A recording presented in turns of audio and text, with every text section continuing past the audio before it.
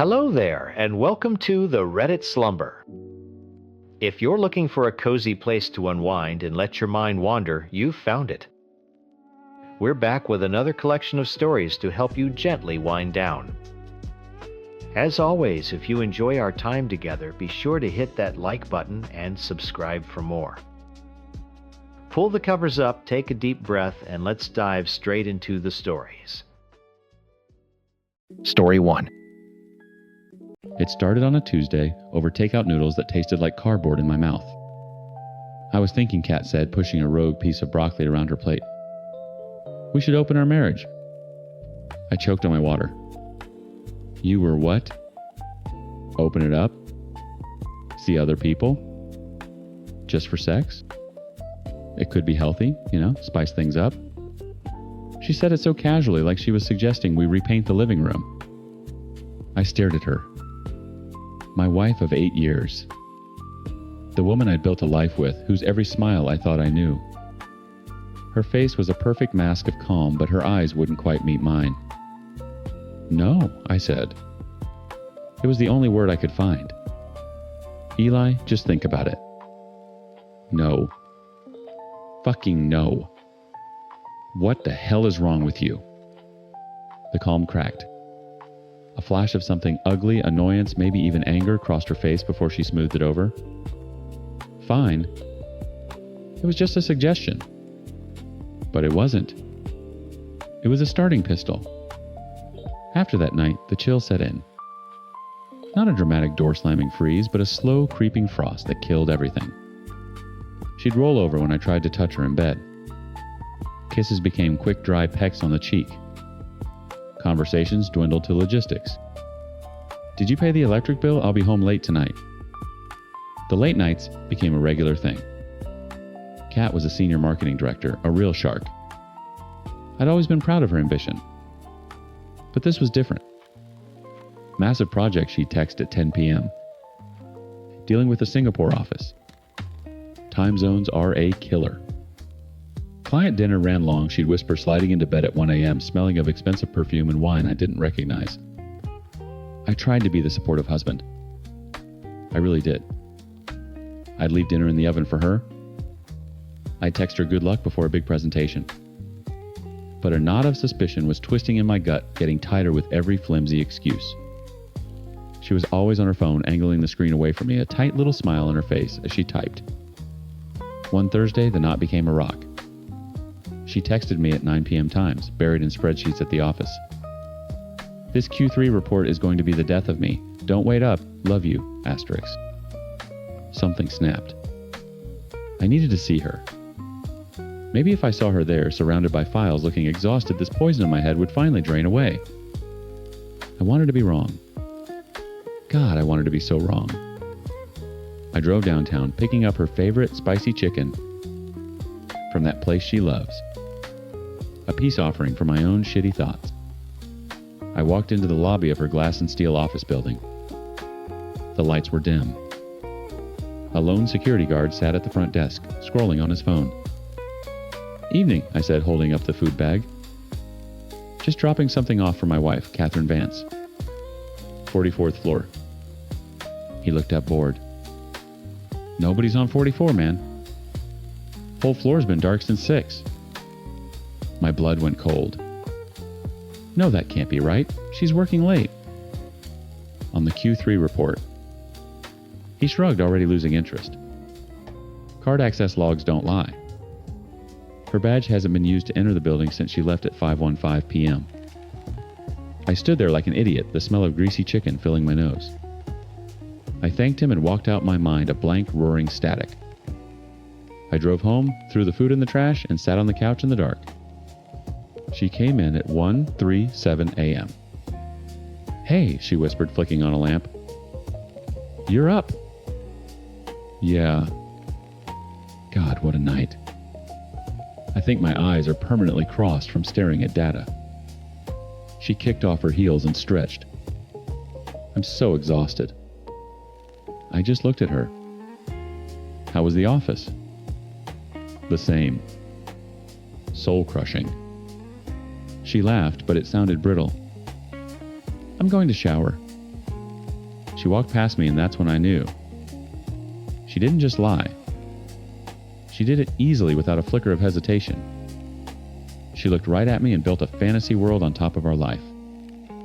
The rock in my gut was an anchor now pulling me down into a very dark place.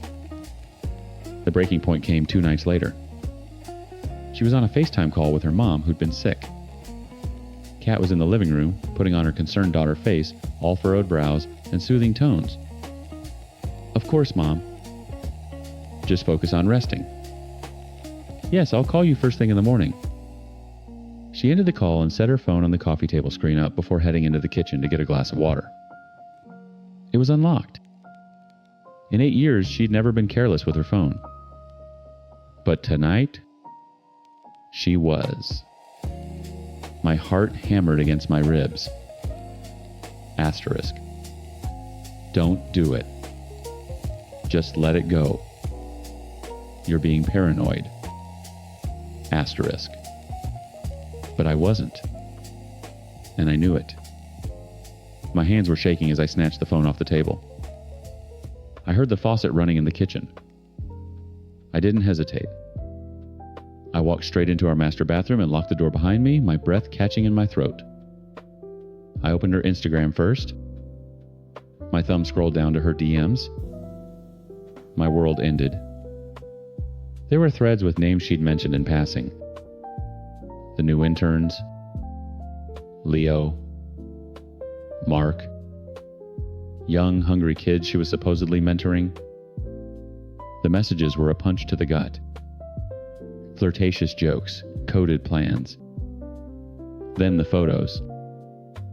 My thumb trembled as I tapped open the gallery on her phone. It wasn't just selfies. It was her.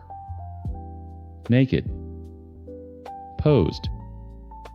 In hotel rooms I didn't recognize.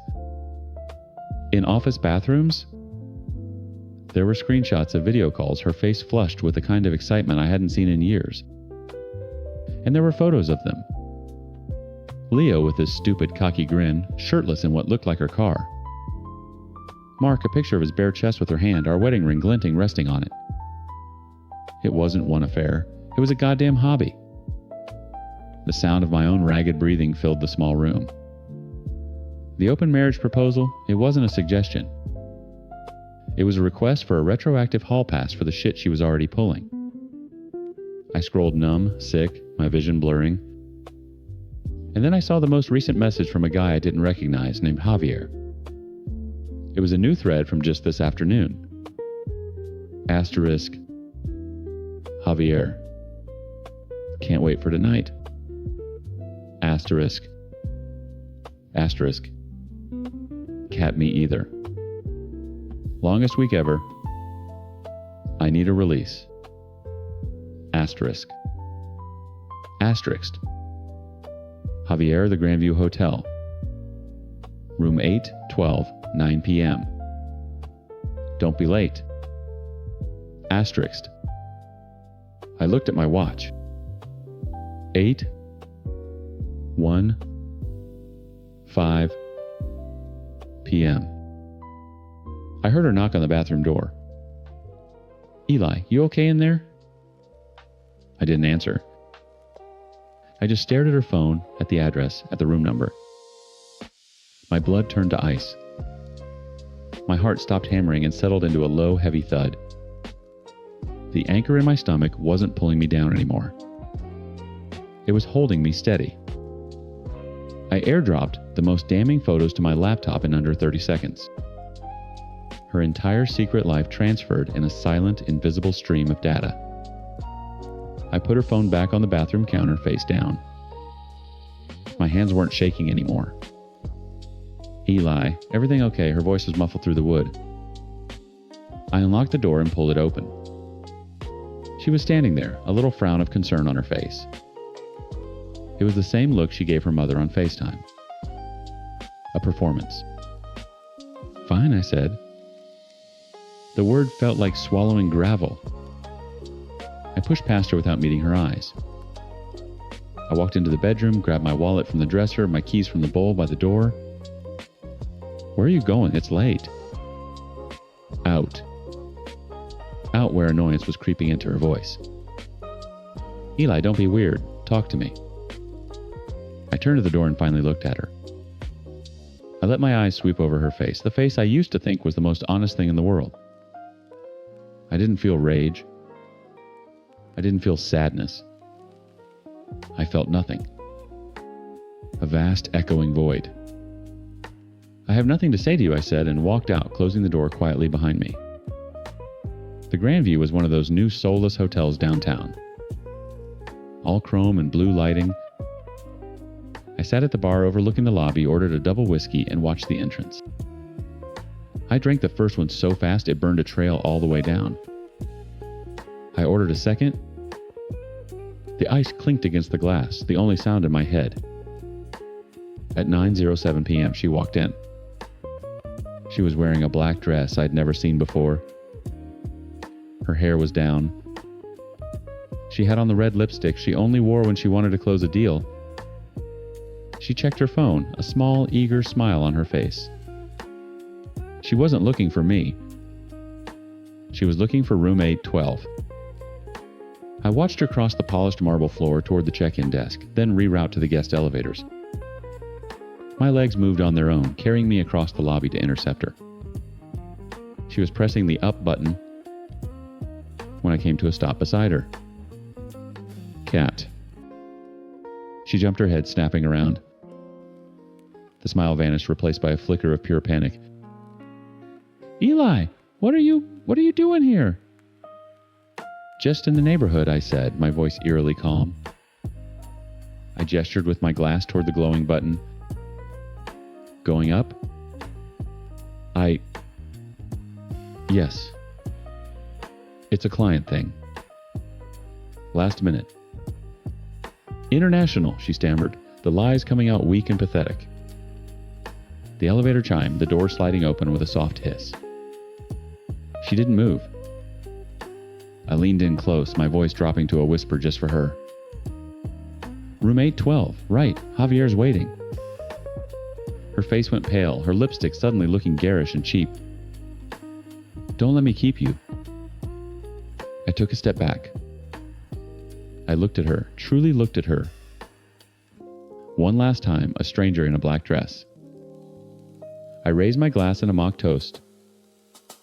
Have a fun ride. I turned and walked away without looking back. I didn't hear the elevator doors close. I didn't care.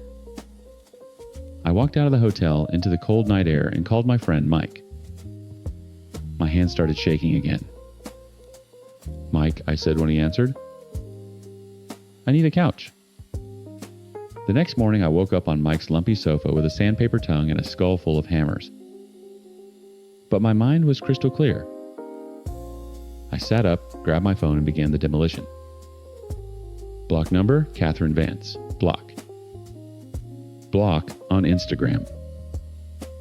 Block. Block on Facebook. Block. Block on everything. Then I made 2 calls. The first was to our bank. I identified myself, went through security, and gave the order. I want an immediate freeze on joint checking account 7,741 and joint savings account 7,742. Suspected fraudulent activity. The second call was to the best divorce attorney in the city. The one with a reputation for being a goddamn shark. I booked a consultation for that afternoon. I spent the rest of the day at Mike's transferring the evidence from my laptop to a hard drive. Every photo, every message. An entire portfolio of her betrayal.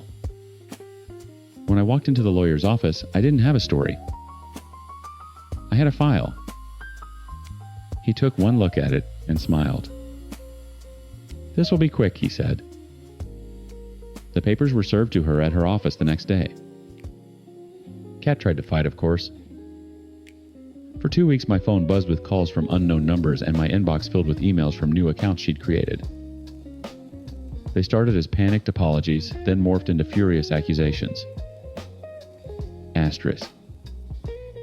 This is your fault, Eli. You were so distant, you pushed me away, asterisk. Asterisk. You're destroying my life over a mistake, asterisk. Asterisk, I'm entitled to alimony. You can't just throw me out with nothing. Asterisk. I read them and I deleted them. I never replied. My lawyer handled everything. Her real downfall wasn't the divorce, it was her own arrogance. It turned out that Javier wasn't the only new intern she was mentoring. Leo and Mark, the original two, found out about each other and about the new guy. Their boyish crush on the powerful older woman curdled into humiliation and spite. They started talking, joking in the break room, showing messages to other interns. Gossip in a corporate office spreads faster than fire. Within a month, the whispers about the senior marketing director who slept with the interns were a roar. Her professional reputation, the one she'd sacrificed our marriage for, was incinerated. HR launched an internal review. She was fired a week later for gross misconduct and abuse of her position. The last I heard from her was a final desperate email that slipped past my filters. She'd lost her job, her friends had ghosted her, and she was demanding I stop the divorce proceedings so she could get her life back on track. She blamed me for everything. For her affairs, for her getting fired, for her public humiliation. I read the email while sitting on the balcony of my new apartment, a small place downtown that was all mine. The legal battle was still churning, but it was just paperwork now. The war was over. I had the hard drive. I had the truth. She had nothing. I deleted the email. I took a sip of my coffee and looked out at the city lights coming on. For the first time in months, I felt the knot in my stomach finally completely unwind. Story 2. Let me tell you about my sister-in-law, Sarah. Most of the time, she's fine. We can do brunch, we can talk about whatever Netflix show everyone's binging. She's married to my brother Mark, and for his sake, I've always made the effort. But Sarah has this thing. It's a compulsion, maybe a sickness. She cannot, under any circumstances, leave my cooking alone. The first time it happened, I'd made a roast chicken. I'm talking a perfect, crispy-skinned, juicy on the inside bird. I'd brined it for hours. I'd made a compound butter with garlic, rosemary, and thyme and stuffed it under the skin. It was a masterpiece. Sarah and Mark came over for dinner. I brought the chicken to the table and everyone was raving. I turned around to grab the gravy from the stove, and when I came back I saw it. A dusting of bright yellow powder across my beautiful golden brown chicken.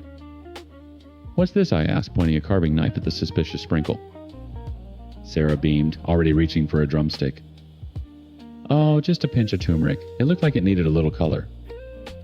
And some extra pepper. Really makes the flavor pop." I just stared. Mark was already piling his plate high, oblivious.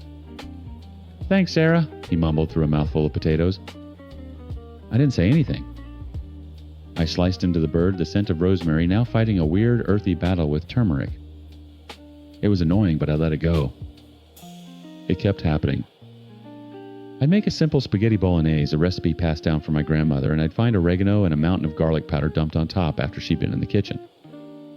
"It just smelled a little flat, sweetie," she'd say with a sympathetic pat on my arm. I made a delicate Thai green curry, carefully balancing the fish sauce, lime, and coconut milk. I went to the bathroom, and when I came back, the whole pot smelled faintly of Italian seasoning. Asterisk, Italian seasoning, asterisk. In a Thai curry. When I looked at her, she just shrugged. It needed more body. Each time I'd try to say something. "Hey Sarah, I'd really prefer if you didn't add things to my food without asking." And she'd give me this wounded, wide-eyed look. "I'm just trying to help. Don't be so sensitive." Mark was useless. "Linda, that's just how she is," he'd say, trying to placate me. "She thinks she's a chef. Just take it as a compliment."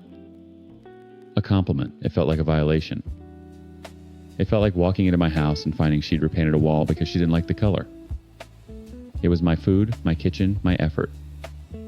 But for Mark, I'd bite my tongue until it bled, smile tightly, and scrape the foreign spices off my portion. This pattern went on for 2 years. A sprinkle here, a dash there. A constant low-grade irritation that I learned to manage by keeping her out of the kitchen as much as possible. Then came the tomatoes.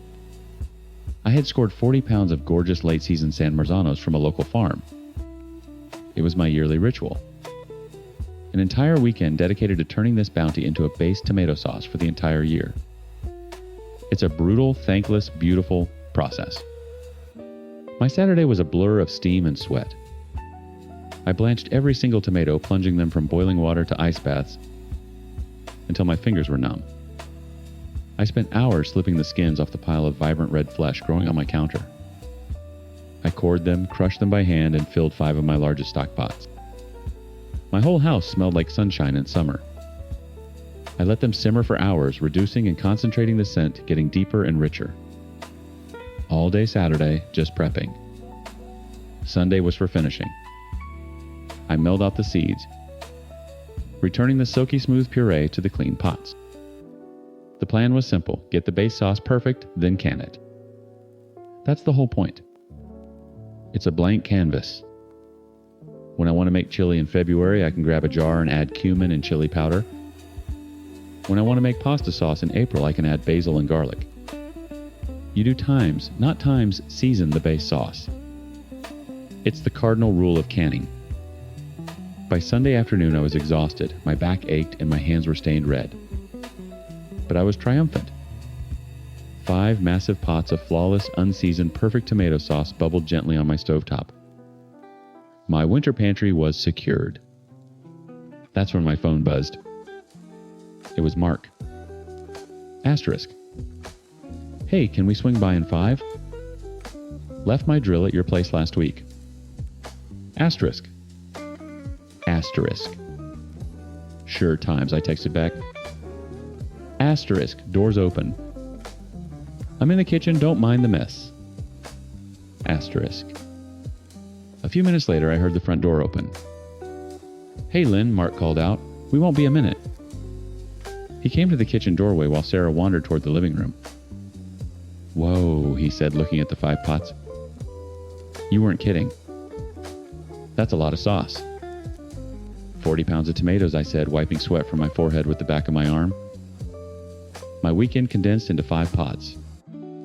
Smells amazing, he said. He went to the hall closet to find his drill. Sarah reappeared. Wow, Linda, you've been busy. She walked over to the stove, peering into the pots like a health inspector.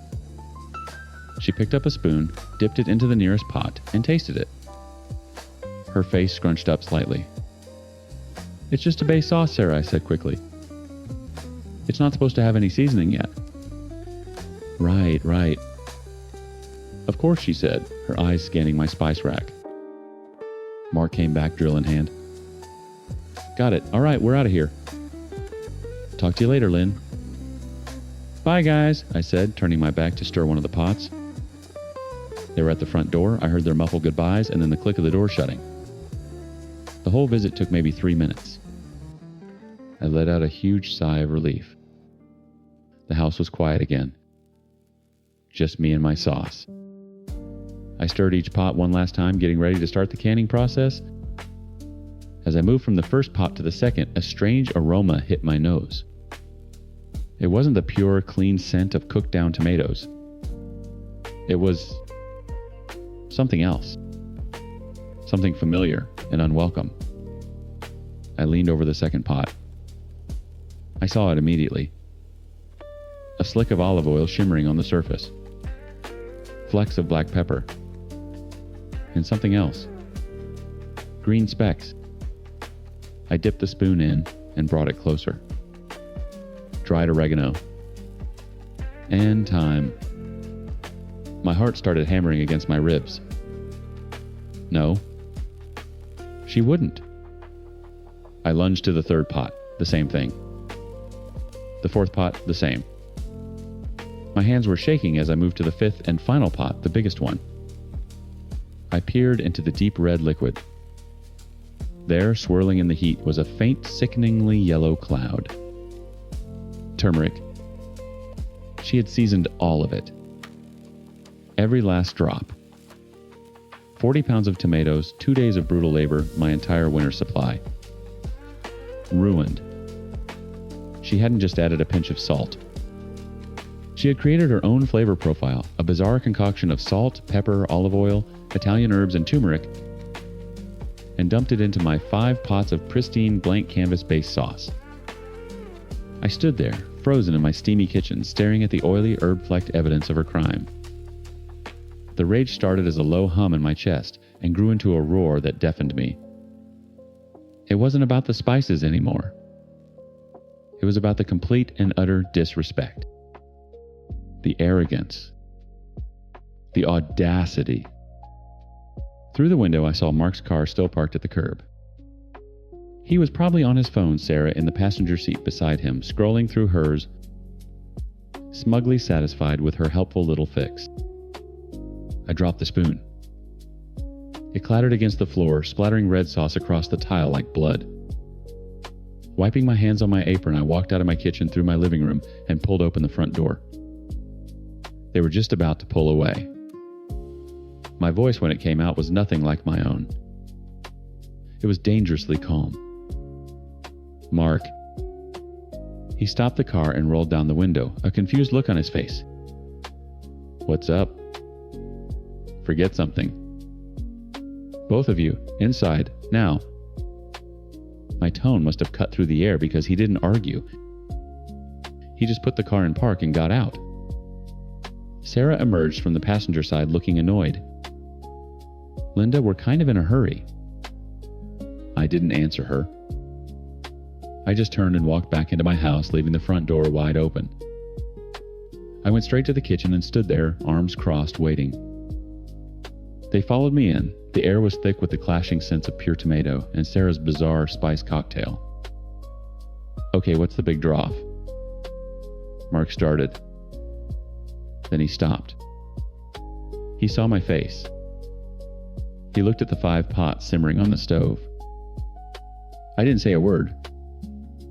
I just picked up the spoon I dropped, dipped it into the nearest pot, and held it out. The slick of olive oil caught the light.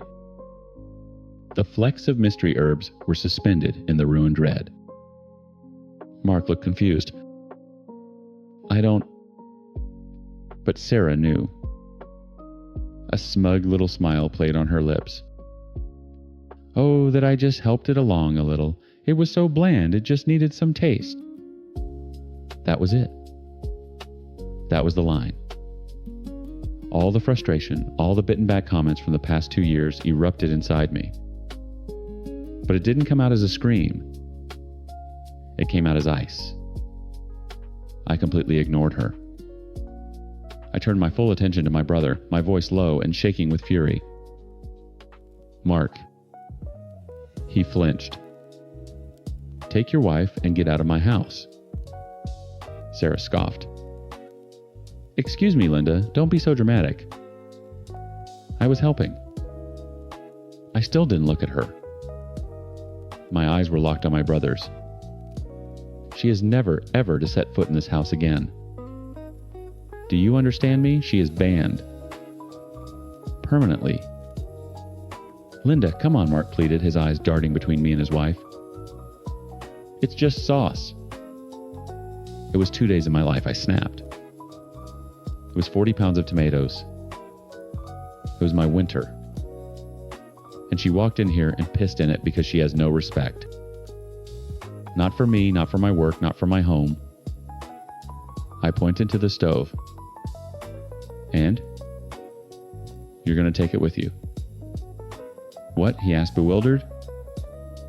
Get containers. Get buckets. I don't care. You are taking every last drop of this ruined sauce with you tonight. And then you are going to the farmer's market and you are buying me 40 pounds of San Marzano tomatoes. You will deliver them to my doorstep. Now get her and this garbage out of my sight. Sarah finally seemed to grasp that this wasn't one of our usual little spats. can't be serious. You're insane. It's food.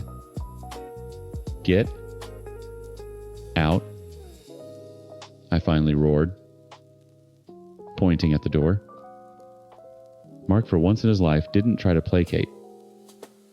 He saw something in my eyes he'd never seen before. He grabbed Sarah's arm. Let's go, Sarah. But, now he said, his voice firm. He dragged her out of the kitchen. I stood there listening to them rustle around my pantry, finding old Tupperware and empty yogurt containers to ladle my ruined sauce into. The scraping of the spoon against the bottom of my pots was the sound of my heart breaking. An hour later, they were gone. The sauce was gone. My kitchen was quiet, empty, and smelled of betrayal. The next afternoon, my doorbell rang. I opened it to find Mark standing alone on the porch. At his feet was a massive cardboard box overflowing with beautiful red, perfect San Marzano tomatoes. He was holding a bakery box in one hand and an envelope in the other. He looked exhausted. Lynn, Did you bring the tomatoes? I asked, my voice flat. Yeah. 40 pounds. And this.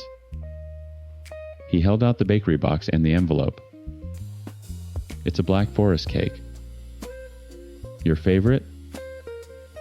And a letter. Is the letter from her? No, he said quickly. It's from me. I took the box of tomatoes and slid it inside. I took the cake and the letter and set them on my entry table. Then I looked back at him.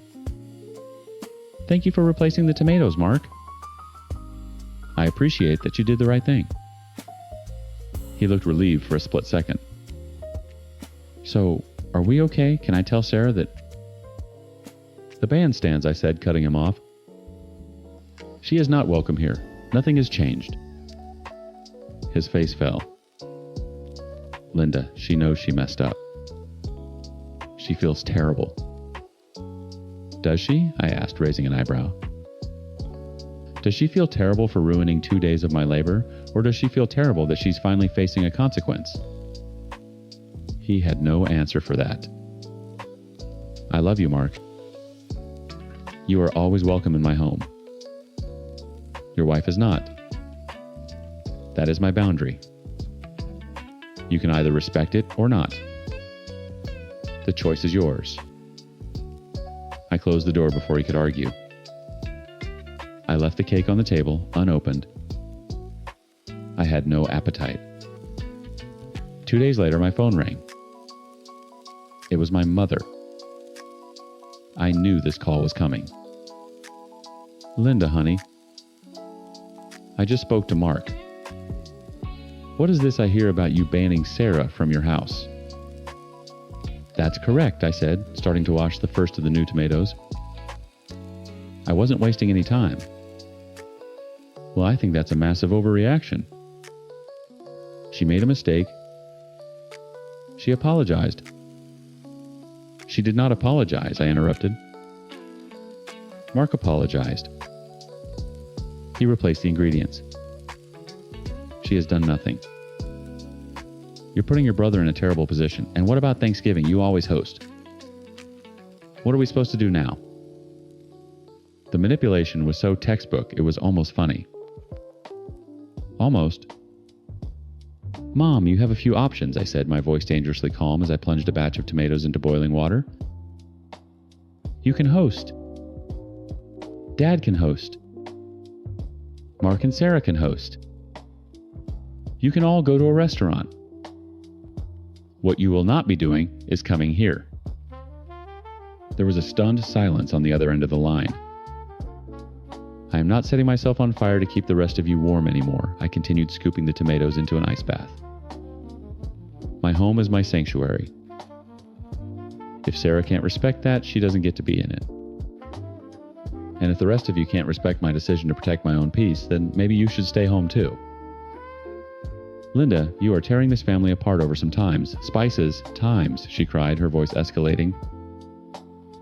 No, Mom, I said, picking up the first tomato and feeling the skin slip off perfectly between my fingers. I'm not. I'm just cleaning my house. I hung up the phone. I looked around my kitchen at the piles of fresh, unadulterated tomatoes waiting for me. For the first time in days, the air smelled clean. It smelled like my own.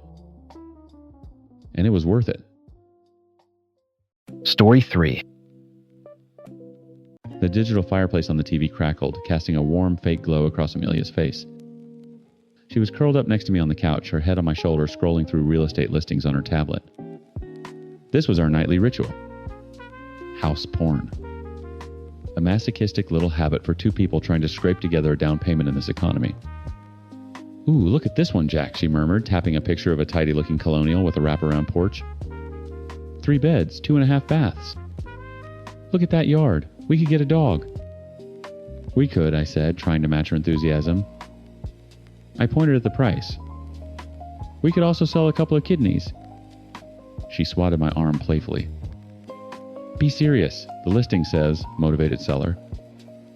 We're getting so close. Another year of being super strict. And we'll have the 20%. She said we, and I believed it. Every extra shift I picked up, every time we cooked at home instead of ordering takeout, every dollar that went into the high-yield savings account we'd nicknamed the escape pod, it was all for this. For the porch and the yard and the hypothetical dog. My phone buzzed on the coffee table. I glanced at the screen. It was my brother David. Rent time. That's all it said. It's all it ever said on the first of the month. My little sister Chloe was in her second year of a brutal grad school program 3 states away. The stipend barely covered her food. So David and I had a deal. We'd split her rent until she graduated. No discussion, no fuss. It's just what you do. Who's that? Amelia asked, not looking up from a photo of a walk-in closet. Just David, I said, picking up the phone. Time to send him Chloe's rent money. The scrolling stopped. The silence in the room suddenly felt heavy, broken only by the fake crackling fire. I could feel her stiffen beside me. Right. Then she said, her voice a little tight. She put the tablet down. How much is it again? $400 from me, $400 from him. Covers her place. She did the math in her head. I could practically see the gears turning, converting the $400 from helping my sister into things we could have bought for the house. $400, she repeated slowly. Jack, we just talked about being super strict. She used air quotes, mimicking her own words from 60 seconds earlier. That's a big chunk out of the savings budget this month. I shrugged. It's not from the savings budget, it's from my budget. It's a fixed expense, like my car payment. We've always known about it. I know, but it just feels different now that we're so close to the goal, she said, turning to face me fully. Her expression had shifted from dreamy house hunter to concerned financial advisor. Every single dollar counts right now. Your family is great, I love them, but Chloe's a grown woman. Is she working? She's a full-time grad student and a TA, Amelia. She works 60 hours a week for a stipend that's basically minimum wage. This is temporary. It's been a year and a half of temporary, she shot back. That's what, over $7,000 you've just given away, money that could be in our down payment fund earning interest. I felt a flash of irritation. It's not giving it away. It's helping my sister. My brother and I decided to do it. It's a family thing. But I'm your family now too, she said, her voice softening, reaching for my hand. It was a classic Amelia move. The velvet glove. Our future family. Doesn't that take priority? This was new. She'd made comments before, little passive-aggressive digs about how it must be nice to have brothers who just hand you money, but she'd never outright challenged it. Not like this. It's not an either-or situation, I said, pulling my hand away to grab my wallet. I didn't like where this was going. Wait, she said, her voice firm. Don't send it. Not yet. I stopped my hand on my banking app. Why? Let's just talk about it more tonight. A real discussion. We can make a budget, look at the numbers, and see if there isn't another way. Maybe she could get a student loan or something. She's trying to get through school without a mountain of debt. That's the whole point of us helping. Just. Promise me you won't send it until we talk, she insisted, her eyes pleading. Tonight. After dinner. Please, Jack. For me. For us. I didn't want the fight. Not then. Fine, I sighed. We'll talk tonight. She smiled, relieved, and leaned in to kiss me. Thank you. She picked the tablet back up, and just like that, we were back to looking at granite countertops. But the mood was broken. The fake fire on the TV suddenly seemed colder. The next day at work was hell. Every email, every phone call felt like an interruption to the argument replaying in my head. Asterisk, our future family. Doesn't that take priority times? The words echoed, twisting something in my gut. Was I being selfish, or was she... Lunchtime came. I sat at my desk eating a sad turkey sandwich and staring at my phone.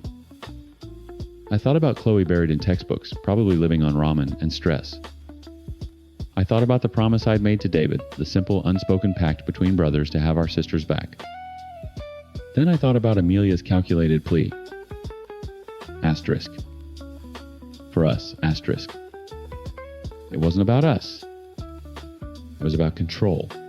It was about her deciding where my money I earned should go. And my sister was on the wrong side of her ledger. My thumb hovered over my banking app. I heard Amelia's voice in my head. Asterisk. Promise me you won't send it. Asterisk. I opened the app. I found David's contact. I typed in the amount, $400. In the memo line, I wrote, For Chloe. Tell her I say hi. I hit send. The little green check mark that appeared on the screen felt like a deep, clean breath of air. I let a couple of hours pass. Let the transaction settle. I didn't want to hide it, but I didn't want the immediate lunchtime explosion either. Around 3 o'clock, I picked up my phone and sent her a text. I kept it simple, direct. No apology, no excuse. Hey, just sent David the money for Chloe's rent. I put the phone face down on my desk and tried to focus on a spreadsheet. It was pointless. I was just waiting for the detonation. It took less than a minute. My phone didn't ring. It vibrated violently against the wood, a series of short, furious bursts. I flipped it over. A string of texts from Amelia. Are you fucking kidding me? After we talked, you went right behind my back and did it anyway. You have absolutely no respect for me. Another message was coming through. The little bubble with the 3 dots danced on the screen for a long, agonizing moment. Don't bother coming home until you figure out how you're going to fix this. I didn't fix it. I didn't call. I packed a bag with a few days' worth of clothes and went to David's. For 3 days, my phone was a silent, dead weight in my pocket. No calls. No texts. Nothing. It was a silence so absolute, it felt like an answer in itself. On the 4th day, her name finally lit up my screen. A text. Can we talk not on the phone? Meet me at the Daily Grind in an hour. No, hi, no, how are you? Just a summons. I found her at a small table in the back corner of the coffee shop, stirring a latte with methodical, angry little circles. She looked tired, but she'd made sure to put on the full face of makeup, the one that said, I am winning this breakup. You didn't call, she said, not looking up from her cup. It wasn't a question. It was an accusation. You told me not to until I stopped thinking like an idiot, I replied, sitting down. I haven't. Her head snapped up, eyes flashing. So you're just throwing this away? 2 years, our house, over $400. It was never about the money, Amelia. It was about you giving me an ultimatum. She softened her expression, the calculated shift from anger to wounded doe. I was hurt, Jack. You made a decision about times, our times, money times, our times, future without me. I thought we were a team. She reached across the table, trying to take my hand. I moved it to pick up my own coffee. She recoiled slightly, then pressed on. Look, I've had some time to think. And I realize this is bigger than just your sister's rent. It's about our priorities. If we're going to get that house, if we're going to build a life, we need to be aggressive. We need to tackle our debts together as a team. All of them. There was a strange emphasis on the last part. What debts? I asked. My car is paid off. You said you were handling your credit cards. She took a deep breath like she was about to make a grand romantic gesture. My student loans, Jack. They're nearly 6 figures. The monthly payment is significant. It's been holding me back. Holding times, us times back. I was thinking, if you stop the payments to Chloe and maybe we pull back on the house savings for just a year or two, you could start helping me pay them down. Aggressively. We could knock them out together. The room seemed to shrink. The background noise of the cafe, the hiss of the espresso machine, it all faded into a dull roar. It was so transparent, so perfectly plotted, that I almost had to laugh. The fight about Chloe, the ultimatum, this sad little coffee summit, it was all a negotiation tactic. Let me get this straight, I said, my voice dangerously calm. You want me to stop helping my sister who is struggling to get through grad school so I can pay off the loans for your business degree? It's not just times my times degree, it's times our times future, she insisted, her voice rising. A stronger financial foundation for us. No, I said. The word was flat. Final. I'm not going to stop helping my family. Not for you, not for anyone. Family, she scoffed, dropping the mask entirely. Her face twisted into a sneer of pure contempt. Your family's a bunch of leeches, Jack. Your parents have been bleeding you dry for years with their little emergencies. And your sister is just the latest excuse. They've raised you to be their personal ATM and you're too stupid to even see it. I just stared at her. There was nothing left to say. No argument to win. She'd shown me exactly who she was. I stood up, pulling my keys from my pocket and setting the car key on the table. Get your things from the apartment. Leave my key on the counter. Her face went from rage to panic and back again in a split second. You're breaking up with me after everything I've done for you. No, I said, looking her dead in the eye. You broke up with us when you decided my family's well-being was an obstacle to you getting what you want. I turned to leave. Fine, she shrieked, her voice cracking. People were starting to stare. She grabbed her purse, fumbled inside, and pulled out her own set of keys. Here's your stupid key.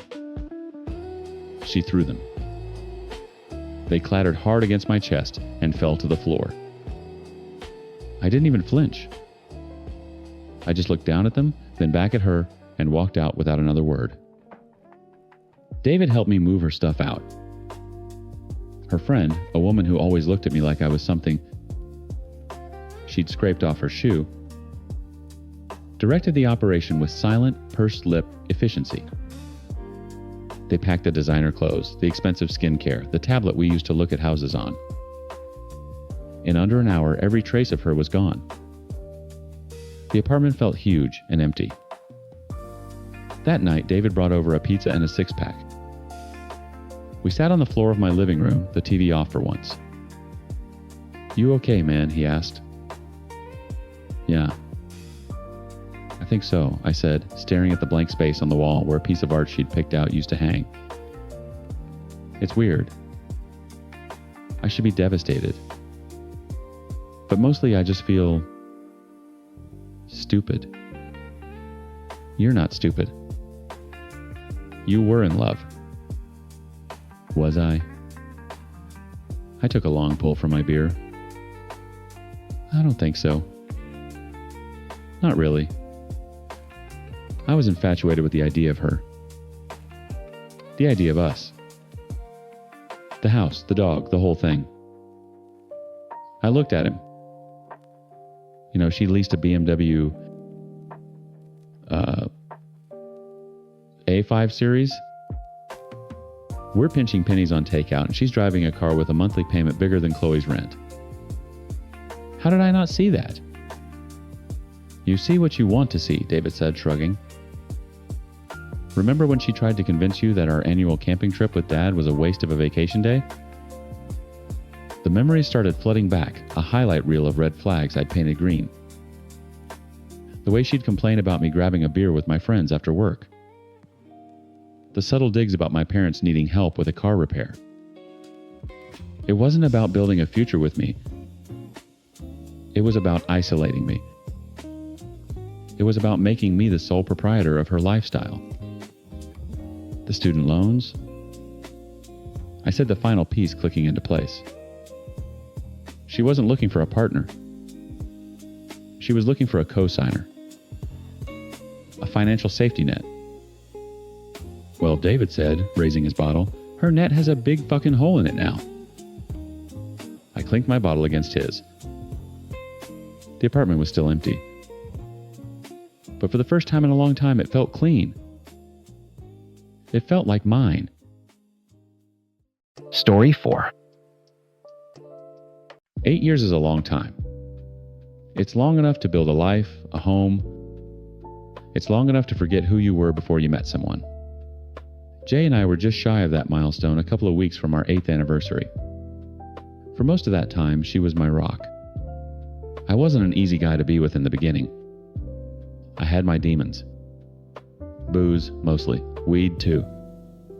A nasty cocktail of anxiety and depression that I tried to drown every single day. Jay saw me through the worst of it. She held my hand through withdrawals and sat with me in silence when the world was too loud. And I got better. I got sober. I went to therapy, got on the right meds, and clawed my way back to the man I was supposed to be. I got a good job, a promotion. I was stable. I was present. I was finally the partner she deserved. Or so I thought. The cracks started small. Her job was the first one. She worked the night shift, 11 p.m. to 7 a.m. For years, I begged her to switch. I miss sleeping next to you, I'd say. I just want to have a normal life with you. She always had an excuse. The pay differential is too good, Wayne. Or, I can't leave my team, they need me. We went to bed at different times, woke up at different times. Our days off rarely aligned. We were roommates who occasionally shared a bank account. Then there was the sex. Or the lack of it. It had been 6 months. 6 fucking months. Every time I tried to initiate, I'd get the hand on the chest. I'm too tired. I have a headache. I just want to sleep. It felt like I was begging for scraps of intimacy from my own girlfriend. Each rejection was a small cut, and after a while, I was bleeding out. The worst part, the thing that really twisted the knife, was how she'd use my past against me. If I brought up an issue, if I expressed that I was unhappy, her go-to move was to question my sanity. I feel like we're drifting apart, Jay. Is this your anxiety talking again? You know, you tend to overthink things. It was brilliant in a sick way. She took the biggest struggle of my life, the one she supposedly helped me overcome, and turned it into a weapon. She made me question if the problems were real or just a phantom limb from my old life. About a month ago, I decided I couldn't take it anymore. I sat her down on a rare afternoon we had together. I didn't raise my voice. I just laid it all out. Jay, this isn't working, I said, my voice steady. The schedules, the lack of intimacy, the way you dismiss my feelings. I feel completely alone in this relationship. She just stared at me, her face a blank wall. No tears. No anger. Nothing. I don't know what you want me to say, she finally said, shrugging. I want you to talk to me. Tell me what's wrong. Tell me if you still want to be here. I'm here, aren't I? And that was it. The conversation was over. She got up, put on her headphones, and started cleaning the kitchen. Stonewalled. The silence in our apartment for the next few weeks was deafening. We coexisted, two ghosts haunting a life we'd built together. Then came Memorial Day weekend. She was suddenly cheerful, suggesting we go to a family friend's barbecue on Saturday. "It'll be fun," she said. "We need to get out of the house." I didn't want to go. I wanted to stay home and figure out how to detonate our lives with the least amount of collateral damage. But I was tired of fighting. "Fine," I said. "But we're going together and we're coming home together. No splitting up." "Of course," she promised, kissing my cheek. It was the most affection she'd shown me in a month. The barbecue was fine. We played the part. Smiled, laughed, talked about our plans for the summer as if we had any. Around 9, I was ready to go.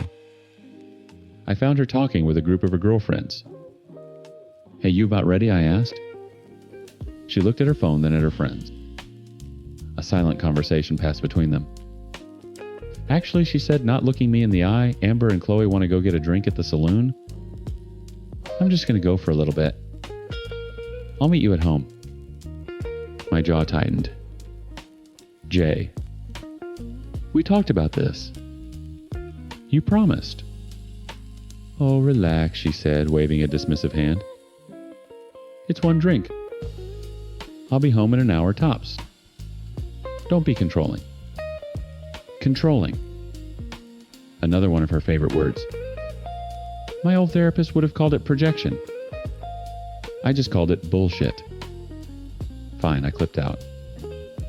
I wasn't going to make a scene.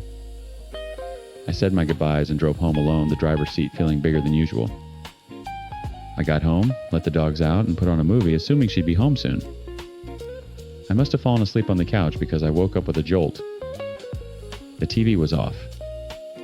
The house was dead quiet. My phone screen glowed.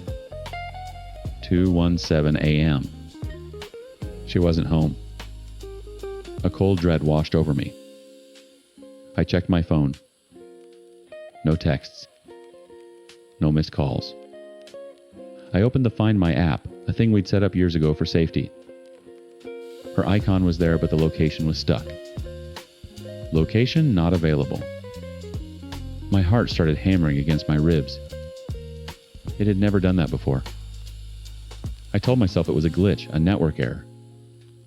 But my gut, that sober, clear-headed gut I'd learned to trust, was screaming at me that something was wrong. I called her. It rang 4 times, then went to voicemail. I called again. This time she picked up. Hello. Her voice was wide awake, a little too bright.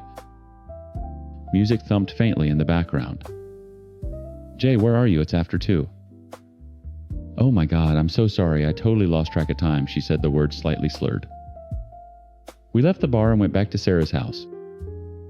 We were just talking. Sarah. Her parents' best friend. A woman in her late 50s. A safe answer. Plausible. It almost made sense. Sarah's, I asked, the knot in my stomach loosening just a fraction. Why didn't you text me? My phone died. It just turned back on. I'm so sorry, babe. I'll be home in a little bit, I promise. Okay, I said slowly. Just get home safe. We hung up. I sat there in the dark staring at my phone. I didn't believe her. Not a single word.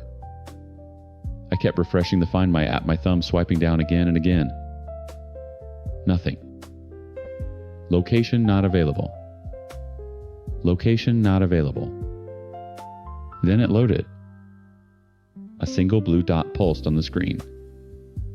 It wasn't anywhere near Sarah's neighborhood on the north side of town. It was 10 miles south in a residential area I'd never seen before, on a street I didn't recognize. My breath hitched. My vision tunneled. It was a physical blow, like all the air had been punched out of my lungs. My thumb hovered over her name. My hands were shaking. I hit the call button. She answered on the first ring, her voice still sickeningly cheerful. "Hey, is everything okay?" "Where are you, Jay?" My voice was dangerously calm. "I told you I'm at Sarah's. We're just hanging out." "No, you're not," I said, the words coming out like ice chips. "Your phone says you're at an apartment building on Oak Street. So I'm going to ask you one more time. Where the hell are you?" The line went dead quiet. I could hear her breathing, the faint music in the background suddenly cut off. The silence stretched for an eternity. Finally, her voice came back smaller, stripped of all its fake cheer. "I'm on my way home." She hung up. I sat on the couch in the pitch-black living room, my phone clutched in my hand. I didn't move. I just stared at the front door, watching her blue dot crawl across the map of the city, getting closer and closer. 30 minutes felt like a lifetime. Each minute was a new circle of hell. Then I heard it. The crunch of tires on the gravel driveway. A car door slamming shut. And finally, the faint jingle of keys at the front door. The lock turned. The door swung open. She stepped inside, shutting the door softly behind her. The click of the deadbolt echoed in the silence. She flicked on the hall light and her eyes landed on me, a silhouette on the couch. She flinched. "Jesus, Wayne. You scared me. What are you doing sitting in the dark?" "I didn't move." "You lied to me." She sighed, dropping her keys and purse on the kitchen counter. It was the sigh of a woman burdened by an overbearing partner. A performance. I didn't lie. "I told you I was at Sarah's, and then I came home." "It's a 10-minute drive from Sarah's house," I said, my voice flat, devoid of all emotion. "It took you 35 minutes to get here. Because you weren't at Sarah's. You were on Oak Street." She turned, her face hardening. "What are you talking about? Are you tracking me now? That's psychotic." "It's called Find My J. We've had it for 6 years. Don't act like this is new." I stood up, my joints cracking. I felt 100 years old. "You lied.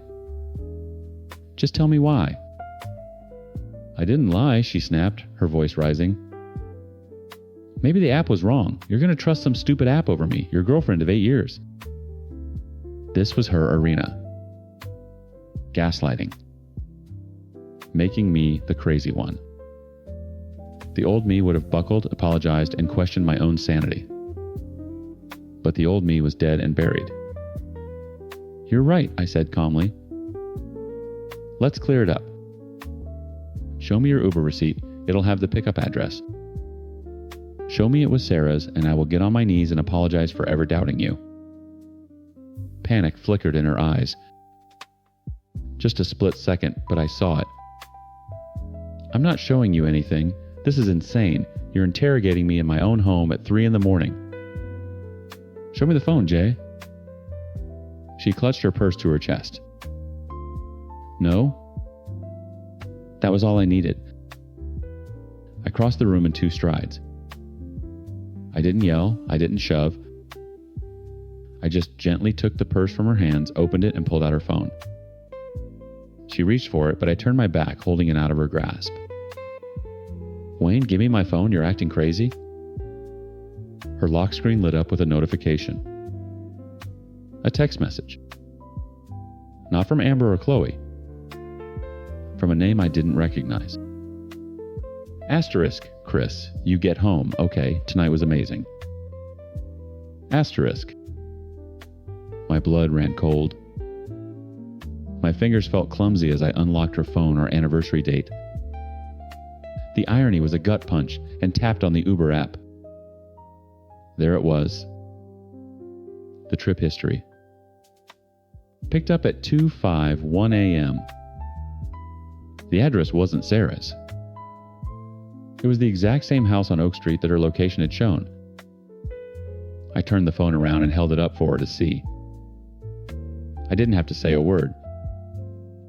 The screen illuminated the truth, stark and undeniable. Her face crumpled. The fake anger, the righteous indignation, it all melted away, leaving behind the ugly, plain face of guilt. Her shoulders slumped. She wouldn't look at me, her eyes fixed on the floor. "Jay," I said, my voice barely a whisper. "What is this?"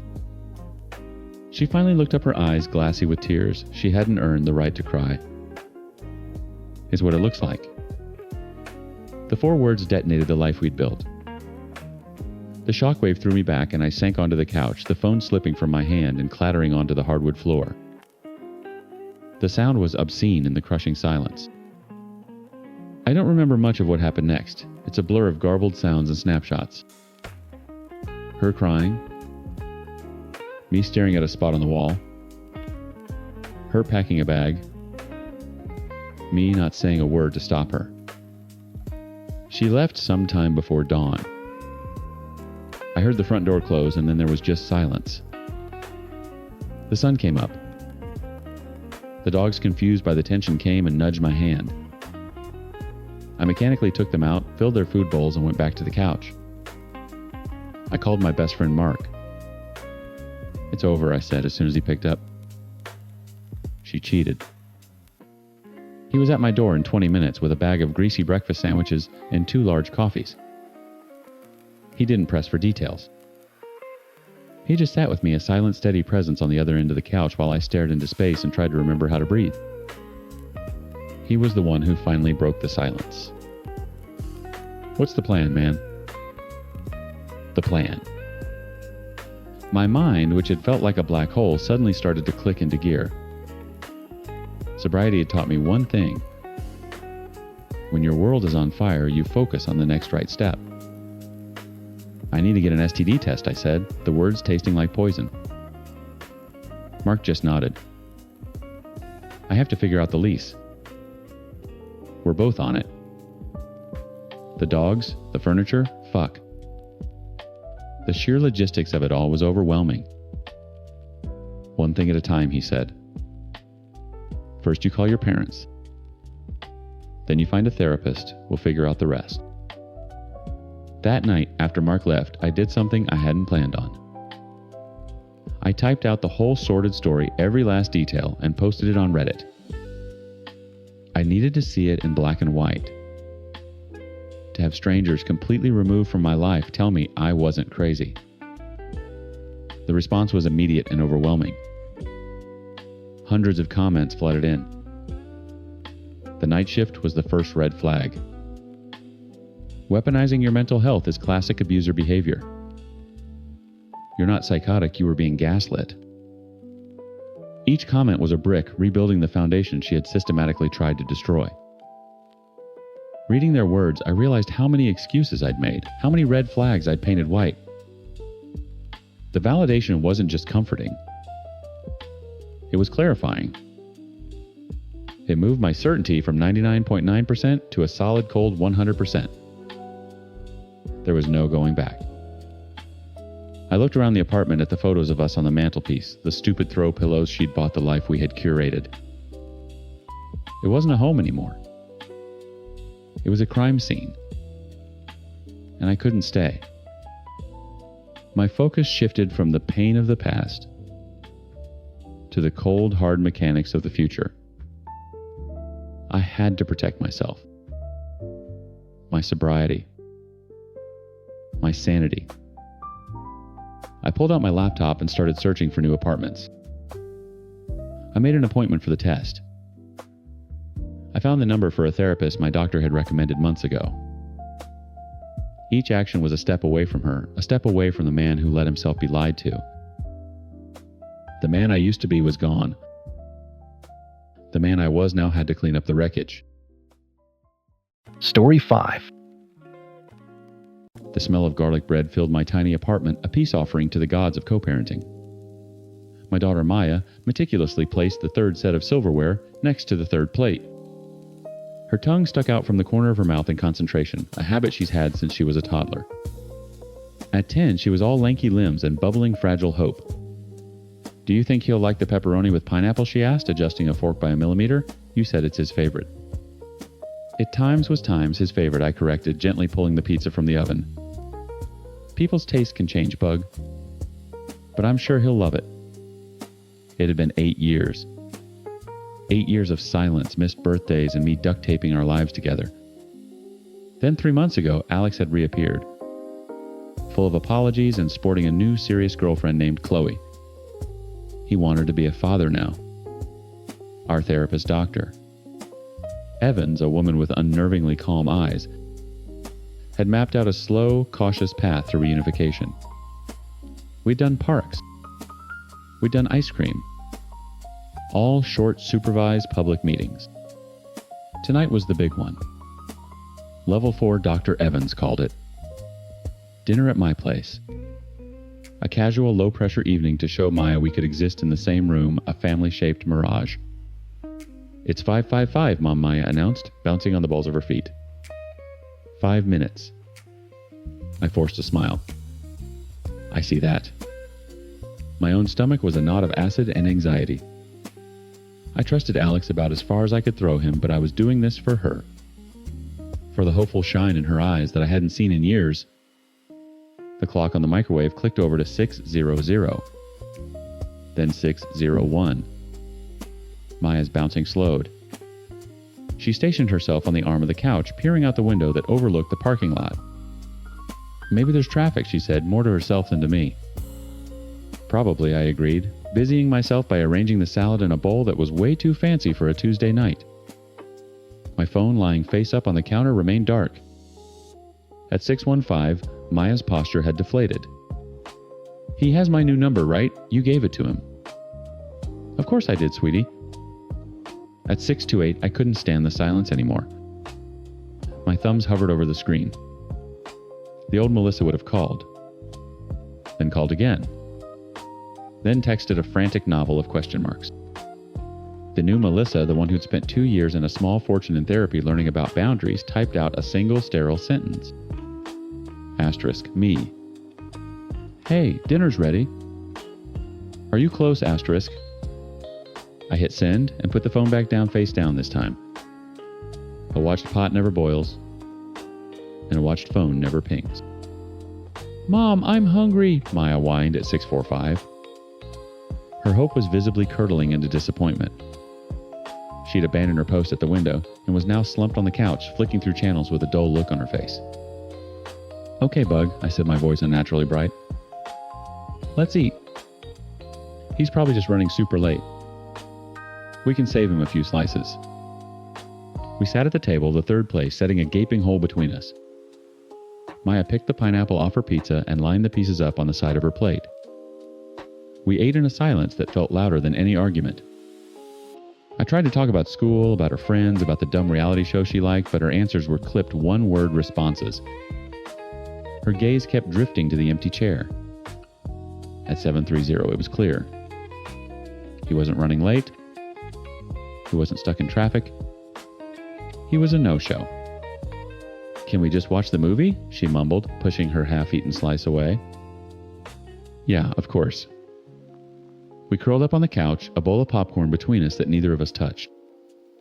It was some animated thing about a magical quest, but I couldn't follow it. All I could feel was the familiar hot sting of anger building behind my ribs. Anger at him for doing this, and anger at myself for believing, even for a second, that he wouldn't. That he had somehow miraculously changed. Maya was asleep before the credits rolled, her head heavy in my lap. Her face, usually so animated, was slack with sadness, even in sleep. I gently nudged her awake.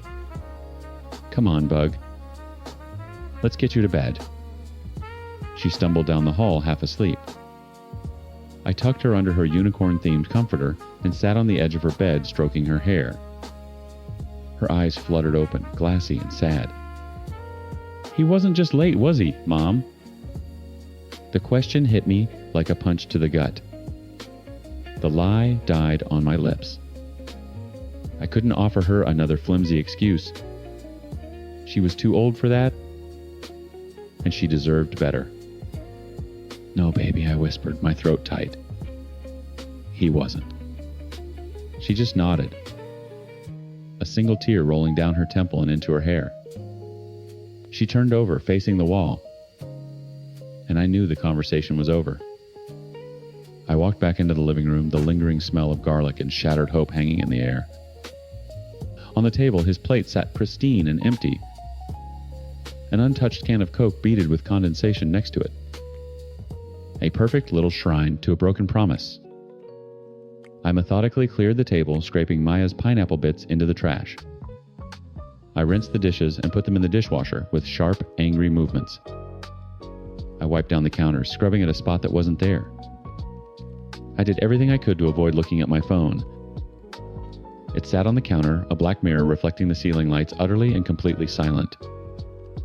It was 9 p.m. Then 10. The silence was his answer. It always was. My anger cooled into a familiar, heavy exhaustion. It was the same exhaustion I felt when I was 28 months pregnant and waiting for him to come home from a quick drink with the guys. The same exhaustion I felt when Maya was a newborn screaming with colic and his side of the bed was cold. I sank onto the couch, pulling an Afghan over my legs. The apartment was quiet except for the hum of the refrigerator. There was nothing left to do. The damage was done. All I could do now was sit in the wreckage and wait for morning, so I could start putting the pieces of my daughter's heart back together. Again. My phone screen lit up the dark room. My heart hammered against my ribs. A stupid, reflexive jolt of hope I couldn't kill. I snatched it off the counter. The screen read times Alex, asterisk. The time was 11:32 p.m. I stared at his name on the screen, a ghost from a life I thought I'd buried. My thumb hovered over the green icon, then the red. I let it ring 3 times before answering, just to prove to myself that I could. Hello, Alex. My voice was flat, devoid of the fury or tears he probably expected. Mel, oh my God, I am so sorry. He sounded breathless, panicked. The performance had begun. Work was insane. My phone died. I just walked in the door. It's almost midnight, Alex. I know. Chloe just got home from her shift. She asked how dinner with Maya went, and my heart just dropped. Why didn't you call me? You should have called. The accusation landed like a spark on dry tinder. The exhaustion I'd been drowning in evaporated, replaced by a white-hot, diamond-hard clarity. Excuse me, I said, my voice dangerously quiet. A text I saw. You sent one text. You know what I'm like, Mel. You know I get buried in work. You should have called me. I would have dropped everything. I almost laughed. It was the same script, the same tired excuses he'd used for years. Only the audience had changed. No, I said. The word was a stone, small and heavy. I'm not doing that anymore. What are you talking about? I missed seeing my daughter because you were too proud to pick up the phone. I am not your keeper, Alex, I said, and the words felt like they were coming from a version of myself I'd been waiting to meet. I am not your personal assistant or your alarm clock. I chased you down for 9 months while I was pregnant with your child. I begged you to come to appointments. I reminded you to be a human being. I am done. Being a father is your responsibility. Showing up is your time's job. Not mine to manage. There was a stunned silence on the other end of the line. Then his voice came back laced with venom. You're doing this on purpose. You've always wanted to make me look like the bad guy. You don't need my help for that, I shot back. Maya set the table for you. She picked out a pizza she thought you'd like. She waited by the window for almost an hour before she gave up. Then she went to bed crying. So, you can stop this whole panic dad act. We both know you're not upset because you hurt her. You're upset because you got caught. He hung up. I didn't throw the phone. I didn't scream. I just placed it back on the counter, the silence in the apartment feeling less like an absence and more like a relief. The next morning, I called Dr. Evans while I sipped my coffee.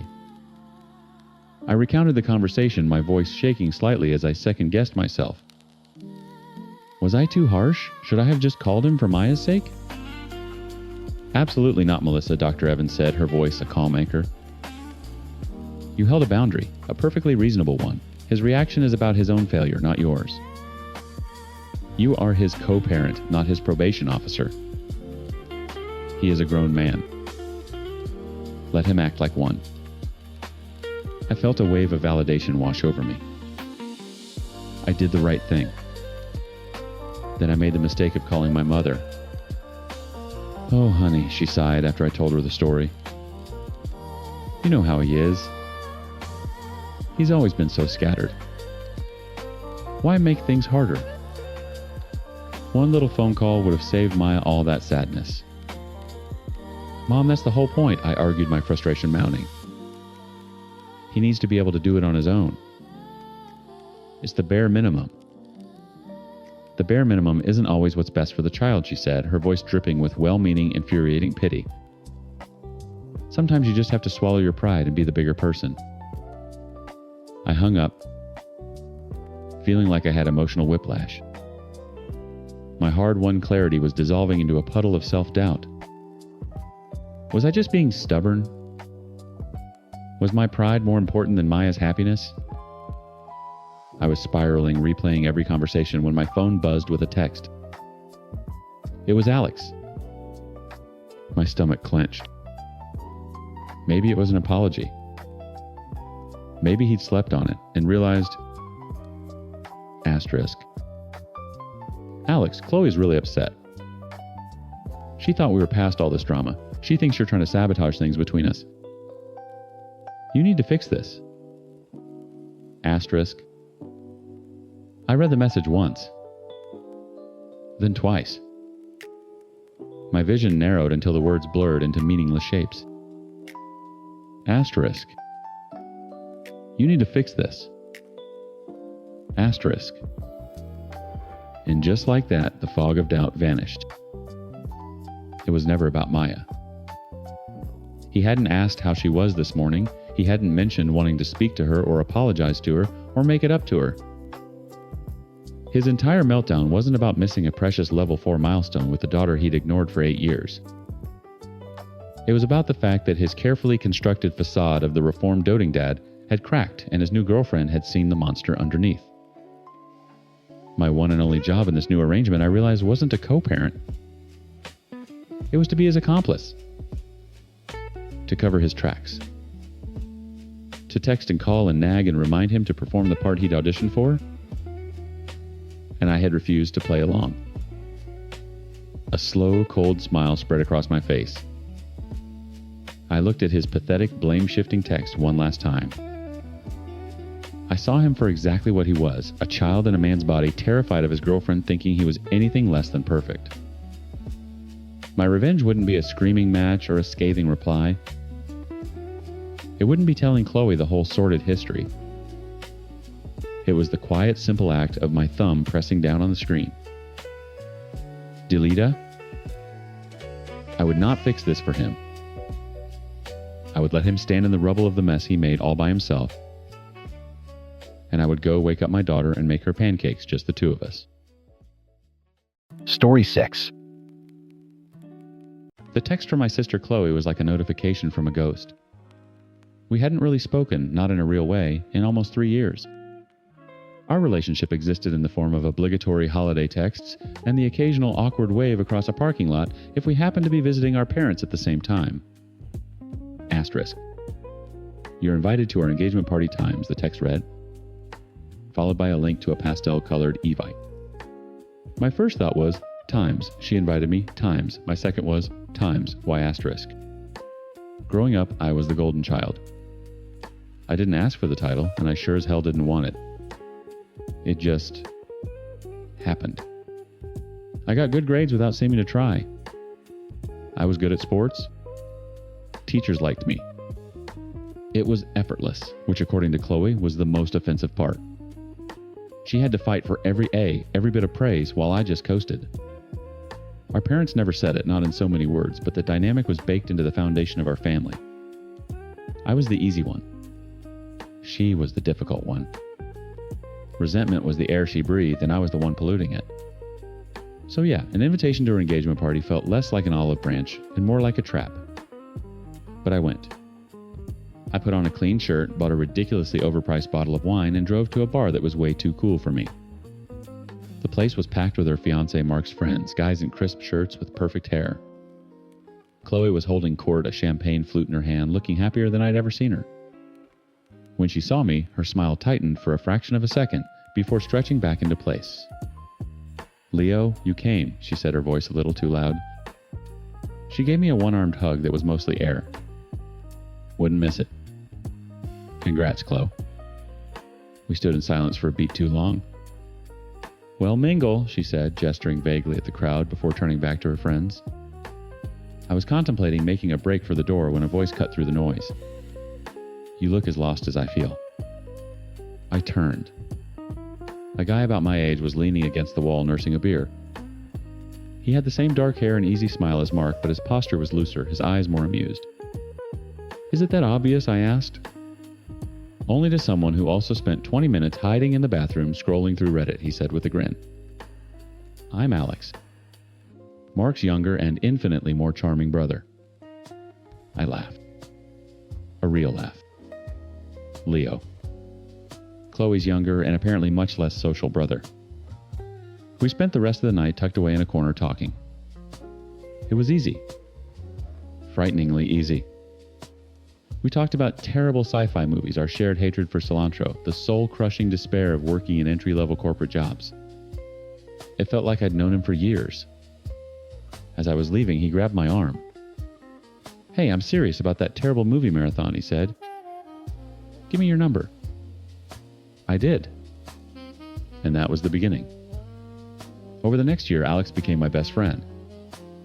We went on hiking trips where we mostly just complained about the incline. We spent whole weekends playing video games and ordering pizza. He was the first person I called when I got a promotion, the one who sat with me in the vet's office when my dog got sick. We just fit. The friendship was the most natural, uncomplicated relationship I'd ever had. The lines started blurring so gradually I didn't even notice until they were gone. One night we were on my couch watching another terrible movie. He was laughing at something dumb I'd said, and the sound hit me differently. It wasn't just a friend's laugh anymore. I looked at him, really looked at him, and the thought slammed into me with the force of a car crash times. Oh, I'm in love with him. Asterisk. A week later I told him. He just looked at me for a long moment, then leaned in and kissed me. "Took you long enough?" he whispered. We made it official. Just like that. It was perfect except for one tiny detail. Chloe and Mark's wedding was exactly 1 month away. "We have to tell them," Alex said a few days later. "Starting with my parents. Then Chloe and Mark." I felt a knot of dread tighten in my stomach. Alex's parents, Sarah and David, were Chloe's future in-laws. They were, by all of Chloe's accounts, a tough crowd. She'd spent the last year trying to win them over, describing dinners where she felt like she was being grilled for a job interview. She complained that Sarah was polite but distant, that David only ever wanted to talk to Mark about work. My expectations were rock bottom when Alex drove me to their house for Sunday dinner. I braced myself for a polite, chilly interrogation. Instead, I got warmth. Sarah threw the door open before we even knocked, pulling me into a hug. "Leo, we are so thrilled to finally meet you properly. Alex hasn't shut up about you for a year." David shook my hand firmly, a genuine smile on his face. Any guy who can convince Alex to go hiking is a miracle worker in our book. Come in. Dinner wasn't an interview. It was a welcome. They asked about my job, my dog, my family. Sarah laughed at my stupid jokes. David and I got into a deep, nerdy conversation about old vinyl records. When Alex reached for my hand across the table, Sarah just smiled at us, her eyes shining. "It's just so wonderful to see him this happy, Leo," she said, her voice soft. "Thank you." I felt like I could fly. I was being welcomed into a family, no questions asked, no test to pass. It was everything I didn't know I was missing. The next day, still buzzing, I called Chloe. "Hey," I said when she picked up. "We need to talk. It's about me and Alex." There was a dead silence on the other end. Chloe. "What about you and Alex?" she asked, her voice flat and cold. "We're together," I said, the words tumbling out. "We're a couple. And I just had dinner with his parents, and they were amazing. So nice." Another long pause. Then a short, bitter laugh. "Of course they were," she said, the words dripping with something I couldn't quite place. "Of course they were nice to times, you asterisk." The comment was weird, unsettling, but I was too caught up in my own happiness to fully process it. My mind immediately went to problem-solving mode, the role I'd always played. Asterisk. She's just stressed about the wedding. She's had a hard time with him. Maybe I can help. Asterisk. The idea felt brilliant, a way for us to finally connect. I could bridge this gap. We could bond over them, our shared new family. "Listen, I know you said they can be a little tough." I started, my voice full of a naive, stupid optimism. "But I think I cracked the code. You'll never guess what Sarah and I were talking about. Her favorite Tyler is Octavia Butler. We talked about times, kindred times, for like 20 minutes. She said you'd never mentioned you read her." The silence on the other end of the line was heavy, suffocating. It wasn't an empty silence. It was full of something ugly. "Chloe." "You have to be kidding me," she finally whispered, her voice dangerously low. What I was just saying. "Stop," she cut me off. "Just stop. Do you hear yourself? Do you have any idea how you sound right now?" The warmth from my perfect evening began to curdle in my stomach. "I don't know what you're talking about." "Of course you don't," she spat, and the bitterness I'd heard earlier came back, now amplified a tidal wave of it. "You never do. It's always so times easy, times for you, Leo. You just float through life and everything falls into your lap. Perfect grades are parents' adoration, and now this. You couldn't just let me have this one thing, could you?" My head was spinning. "Have what? What are you talking about? I'm happy, Chloe." "I thought you'd be happy for me." A laugh, sharp and broken, cracked through the phone. "Happy you waltz in, meet my future husband's brother, and decide to start dating him at month times before my wedding. Of all the people in the world, Leo, you had to pick him." It wasn't a decision like that. It just happened. We're in love. The words felt defensive and weak, even to my own ears. "Oh, you're in love," she mocked. How convenient. You finally come back into my life just in time to steal my new family. I have spent year times, trying to get Sarah and David to like me. Every dinner is a test. Every conversation is a minefield. And you go there one time and you're talking about your favorite books. You're the golden child, Leo. You always have been. You're our family's golden child, and now you're going to be theirs too. Every word was a punch. I was breathless, leaning against my kitchen counter for support. That is not what's happening. That's insane. Is it? She shot back, her voice rising to a shout. Is it insane, or is it the same pattern that's been playing out our entire lives? You get praised for breathing while I have to claw my way to get a single ounce of approval. You didn't just meet Alex and fall for him. You saw an opportunity. You saw another stage where you could be the star and I could be the fucking understudy. You think I'm dating Alex to upstage you, I asked, my own voice shaking with a mix of anger and disbelief. I think you don't even have to try, she said, her voice cracking with a pain so deep it momentarily stunned me into silence. It's your factory setting. To win. To be the favorite. You just couldn't stand it, could you? Me having this perfect new family that wasn't obsessed with you. You had to insert yourself. You had to make sure you were their favorite brother-in-law before I even had a chance to be their daughter-in-law. Chloe, that's not fair. That's not true.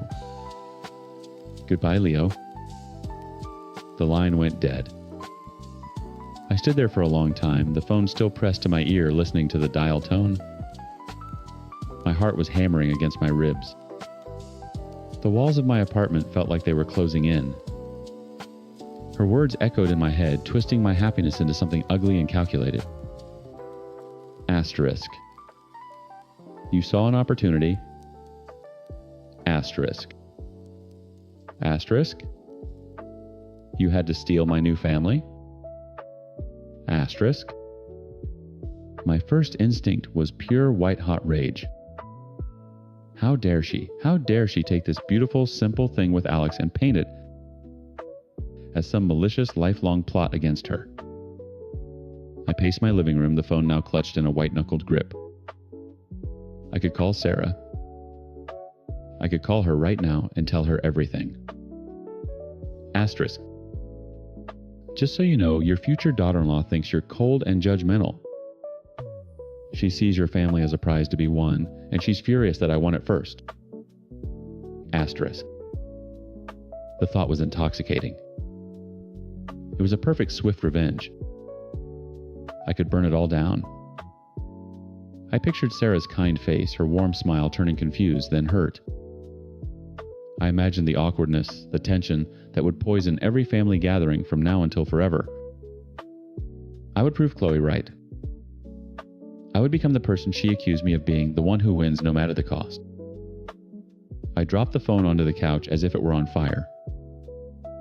I couldn't do it. I couldn't be that person. But the doubt was a poison seeping into the cracks of my certainty. Had I, on some subconscious level, been drawn to Alex because he was connected to her? Was this my way of finally getting back into my sister's orbit? Even if it was through a collision, I replayed the last year in my mind. The easy friendship. The slow burn of falling in love. It had all felt so real, so separate from my fractured history with Chloe. But was it? Her accusations had reframed my entire reality. The pure joy I'd felt at dinner with Sarah and David now felt tainted like a stolen treasure. I collapsed onto the sofa, my head in my hands. The anger was gone, replaced by a hollow confusion. I didn't know what was real anymore. I didn't know if my best intentions were just a mask for some deep-seated competitive rot I didn't even know I had. I couldn't trust my own motives. I needed someone else. I needed an outside eye to look at the wreckage and tell me if I was the one holding the bomb. My fingers found my phone. I hesitated for only a second before I pulled up his contact. Alex picked up on the second ring. "Hey, you," he said, his voice warm and happy. It was a stark contrast to the venom I'd just endured. "I was just thinking about you. My mom already texted me twice saying how much she loved you." I couldn't speak. A lump was forming in my throat. "Leo, you there?" "Yeah," I finally croaked. "Yeah, I'm here." "You okay? You sound weird." I took a deep breath, trying to keep my voice steady. "I just talked to Chloe." "Oh," Alex said. The single word was loaded. He knew how she and I were. How'd she take it? I let out a short, humorless laugh. Not well. Define not well. I scrubbed a hand over my face, trying to find the right words. She thinks I did this on purpose. Dating you. That it's part of some lifelong competition. She called me the golden child and accused me of stealing you to get to her in-laws. There was silence on his end.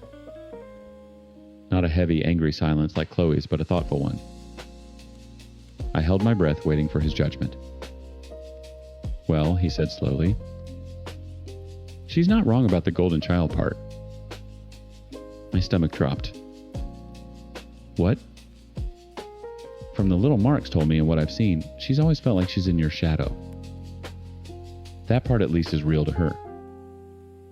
The rest of it, the part where you're some evil mastermind who targeted me to ruin her wedding month, that's bullshit, Leo. I exhaled a breath I didn't realize I'd been holding. You didn't do anything wrong, he continued, his voice firm, leaving no room for argument. We fell in love. It's bad timing and it's complicated as hell, but it's not malicious. Her baggage is hers to carry. It's not your fault she hasn't figured out how to put it down yet. His words were a lifeline. They didn't erase Chloe's accusations, but they anchored me. They gave me a piece of solid ground to stand on in the middle of the earthquake she'd created. So what do I do now? I asked, my voice small. For now, nothing, Alex said. We do nothing. We go to this wedding, we smile, and we don't give her any more ammunition. We just be happy. It sounded so simple. And so incredibly difficult. Story 7. My brother Mark, the lawyer, once charged my parents $850 to draft their will. My mother framed the invoice, hung it right in the hallway next to my high school graduation picture. Look at that, she'd say to anyone who'd listen. Our son, the professional. So proud. Last Tuesday, I spent 7 hours on my hands and knees in their crawl space replacing a cracked sewer line that was turning their basement into a swamp. I had to cancel 2 high-paying jobs to do it. My payment was a cold ham sandwich and a lecture about how I should have worn older jeans. That's just how it is. Mark is the one with the degrees, the mahogany desk, the fancy title. I'm the one with the wrenches and the mud on my boots. He's a consultant. I'm free labor. It's not like I'm struggling. Patterson Plumbing and Rooter isn't just me in a van anymore. I've got a fleet of 5 trucks, a crew of 12 good guys, and a contract with half the property management companies in the city. We do 6 figures a month. I own my house. A nice one, too. The kind of house my parents always dreamed Mark would own. The irony kills me. But to them, I'm still just Bobby, the kid who was better with his hands than his books. The one who chose a trade school over a university. The success I've built doesn't register. It's not the times right kind times of success. The whole thing was a low, simmering annoyance for years. A family joke I was never in on. I just grit my teeth, fix their leaky faucet, and listen to them brag about Mark's latest big case.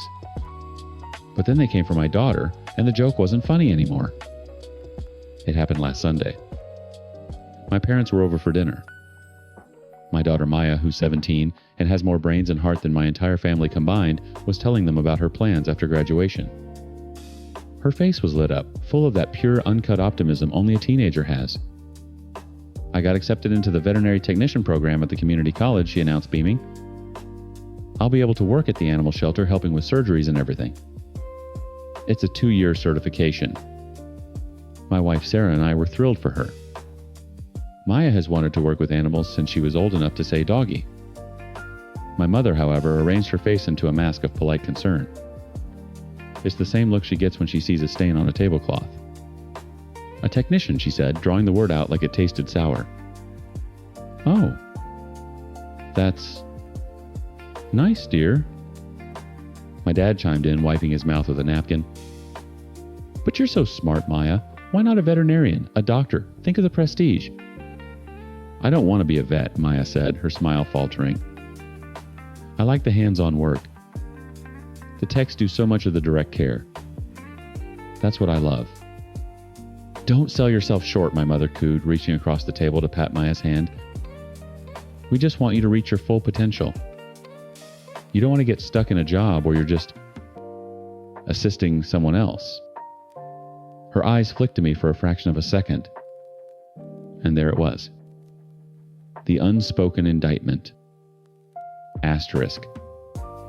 Don't end up like your father. Asterisk. The guy who assists people with their toilets. The guy with the dirty hands and the wrong kind of success. I saw Maya's shoulders slump. I saw that beautiful light in her eyes dim, replaced by the flicker of doubt they'd just planted there. A hot metallic rage flooded my chest. I wanted to flip the table. I wanted to scream. I wanted to lay out my profit and loss statements next to the pot roast and force them to see what a stuck man's life actually looks like. But I didn't. I just looked at my daughter's face at the damage they'd done in 30 seconds, and I made a promise to myself that this was the last time.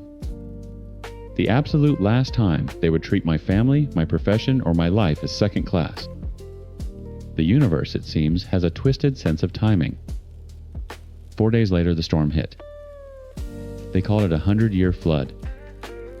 The sky fell out. Rivers crested, sewers backed up, and basements all over the city turned into murky swimming pools. For a plumber, it was both a nightmare and a gold rush.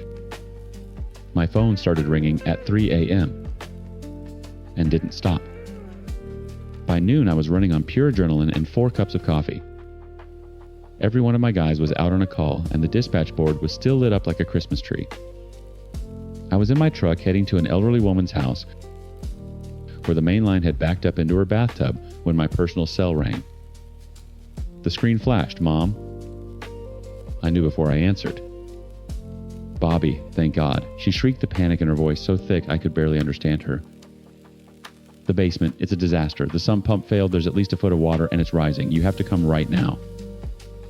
I took a deep breath, picturing the chaos on her end. "Okay, calm down, Mom. I'm on an emergency call right now, but I can put you on the list. I might be able to get there in, say, 3 or 4 hours." Silence. Then a cold fury.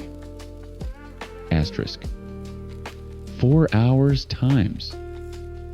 "Are you joking, Bobby? The water is ruining everything. Your father's workshop is down there. This is your family." "I know," I said, my voice tight. "And I have about 50 other families in the same boat. Some have it worse. I'm handling a sewage backup right now. I have to prioritize." "Prioritize," my father's voice boomed from the background. He must have snatched the phone. "What is there to prioritize over your own parents? Your brother would never ever treat us this way. When we had that tax issue, Mark dropped everything. He was at our house in an hour. He makes time for family." The hypocrisy was so stunning, so pure, it almost knocked the wind out of me. Mark. The guy who charged them nearly $1,000 for 2 hours of work. The comparison, coming just days after they'd implied my daughter should be more like him and less like me, was the final straw. The camel's back didn't just break. It atomized. "Mark is a lawyer, Dad."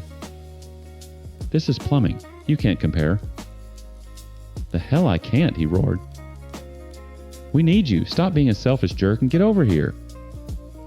I pulled my truck over to the side of the flooded street. The rain hammered against my windshield, a frantic drumbeat against the sudden chilling silence in my head. They didn't see a business owner. They didn't see a professional. They didn't even see a son. They saw a tool. A free service they were entitled to. "You know what, Dad?" I said, my voice dangerously quiet. "You're right. It's time I started acting like a professional." I hung up the phone.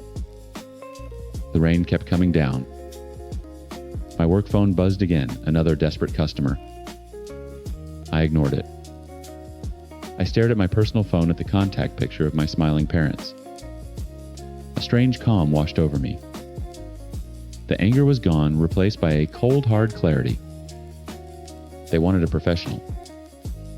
They wanted me to be more like Mark. Fine. I opened my company's dispatch app and created a new work order. Customer, Frank Patterson.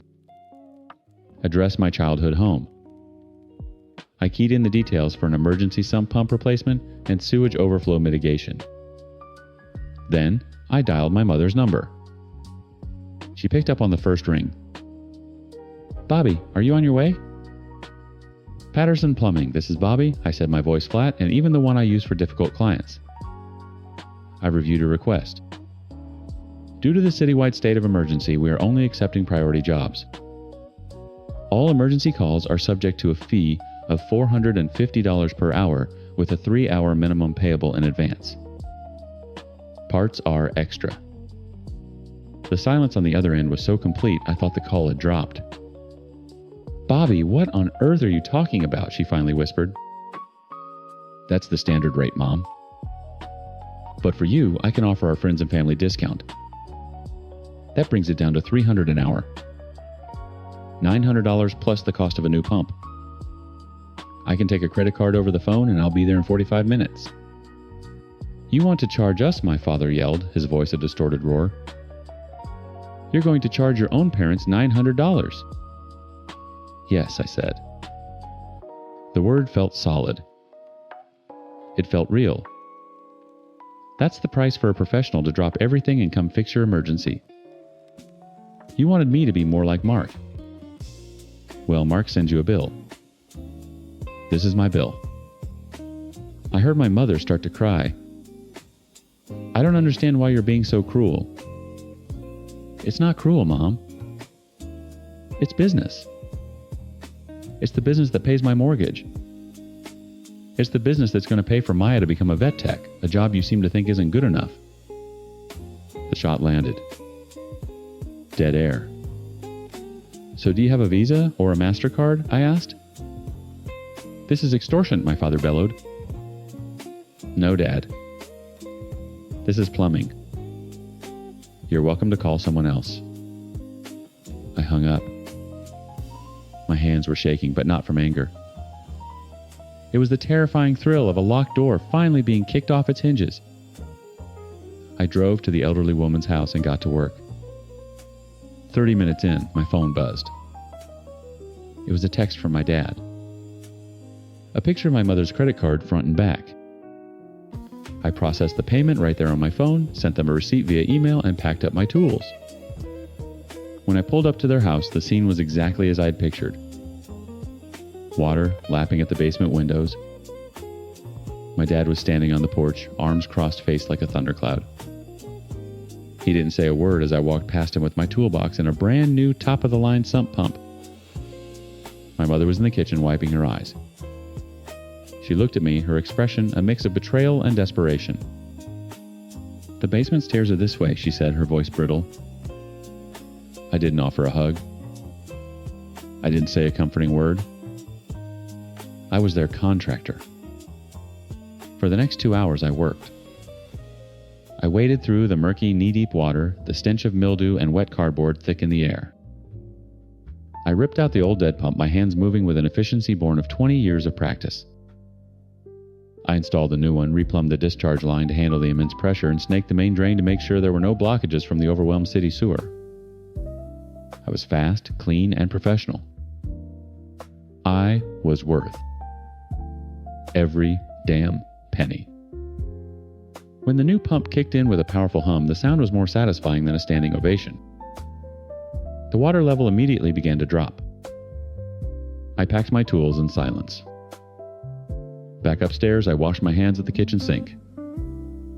My parents were sitting at the table watching me. It's done, I said, drying my hands on a paper towel. The new pump has a 5-year warranty. My office will email you the final invoice, including the cost of the pump. It'll show the credit you've already paid. My dad just stared at me. So that's it. You just take our money and leave. That's usually how it works. Yes. I turned and walked out the door. I didn't look back. The cold shoulder lasted a week. A week of silence. I knew they were stewing. I knew the final invoice, which came to $1,328.54, had probably been printed out and dissected a dozen times. On Saturday morning, my mother called. Your father and I would like you to come over, she said. No greeting, her voice was stiff, formal. We need to talk. I'm busy, I said. Robert. I sighed. Fine. I'll be there in an hour. When I walked in, they were waiting for me in the living room. On the coffee table next to a framed photo of Mark in his graduation gown was my invoice. It was like an exhibit in a trial. We want to understand this. My dad began tapping a thick finger on the paper. We want to understand why you felt it was necessary to treat us like strangers. I looked from the invoice to their faces set in identical masks of wounded pride. The anger I'd felt in the truck was gone, replaced by a weary resolve. I treated you like customers, I corrected him. Because for years you've treated me like free labor. You hang Mark's bill on the wall like a trophy, but you expect me to crawl through your sewage on a Tuesday for a ham sandwich. That's different, my mother cut in. He's a lawyer. His work is intellectual. And my work is what I shot back. What is it, Mom? Just a guy with a wrench. Do you have any idea what it takes to run my company? The payroll I have to make? The insurance I carry? The knowledge it takes to walk into a disaster like your basement and make it right in 2 hours? I leaned forward, my voice dropping. My hands might get dirty. My jeans might get torn. But the business I built from scratch with these hands is every bit as successful as Mark's law practice. In fact, it's more successful. But you can't see that. You just see the plumber. I looked at my dad. You said Mark always makes time for you. You paid him $850 to make time. I made time for you too. The only difference is I finally charged for it. Tears welled in my mother's eyes again. But what you said about Maya, that was cruel, Bobby. To bring your daughter into it. You brought her into it, I said, my voice hardening. You brought her into it when you sat at my dinner table and told my brilliant, happy daughter that her dream wasn't good enough. When you told her not to get stuck, assisting someone. You were talking about me. You told my child not to become me. I stood up. The room felt small, suffocating. So yeah, I sent you a bill. I wanted you to see in black and white what the work you've always taken for free is actually worth. I am a professional. I am a successful businessman. Just like my brother. And from now on, you will treat me like one. I walked to the front hall. As I passed the framed invoice from Mark, I paused. I took my own invoice from the coffee table, folded it neatly, and tucked it into the side of the frame right next to his. 2 bills side by side. One for a will, the other for saving a house. They could look at them both and decide for themselves which one held more value. Story 8. The login screen glowed in the dark of my tiny apartment. Sally Mae. The 2 words that had been a monster under my bed for the last 6 years.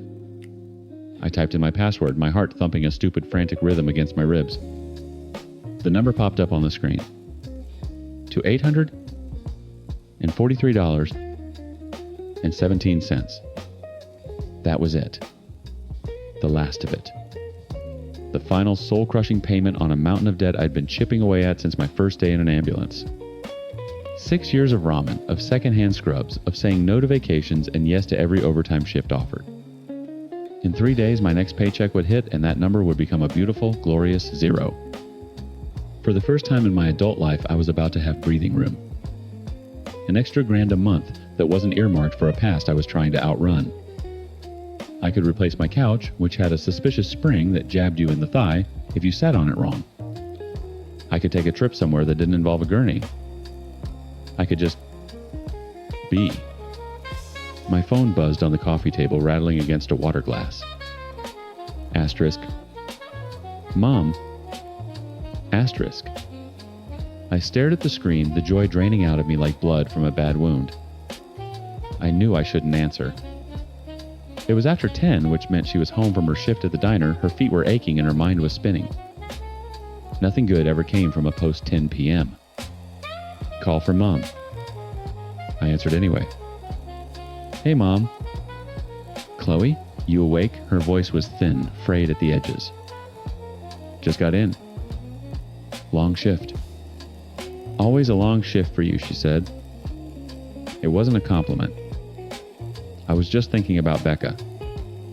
Of course she was. She was always thinking about Becca. My sister, the golden child, currently residing in the state penitentiary for women. My parents, formerly a mid-level manager and a dental hygienist, with a 401k and a paid-off mortgage, were now a part-time stalker at a big box hardware store and a waitress who reeked of stale coffee and fryer. Oil. All for Becca.